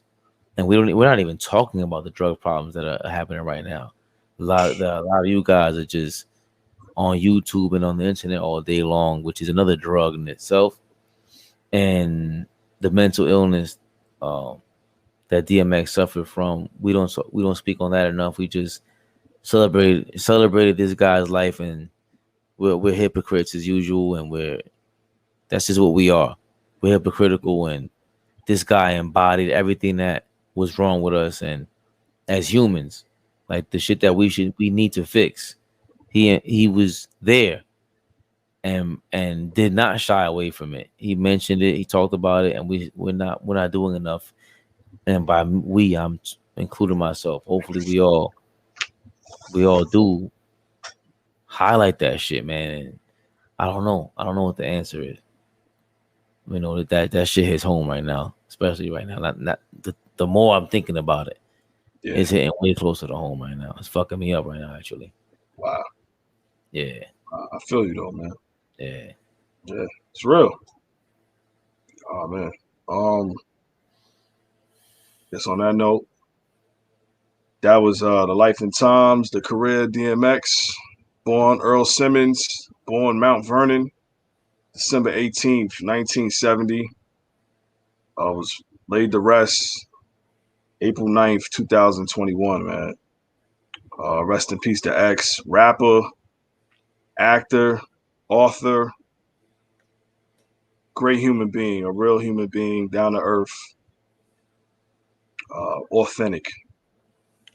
I'm just glad that he got to share his gift with the world, gift with us, grew up to his music, and I'm glad he blessed us, with his gift, man.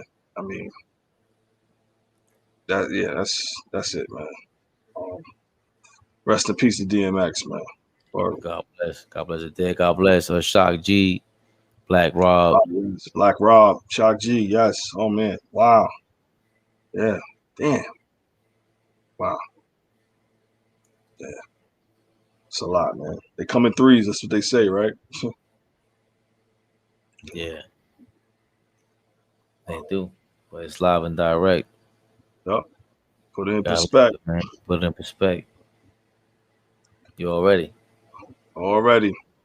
Yo, it's your boy B Mad. It's my brother Raymundo Telemundo. Thank you. Peace and love to everybody. Keep supporting. Please follow us on Twitter. Follow us on Instagram. Hit us on the website. Hit us on the link tree.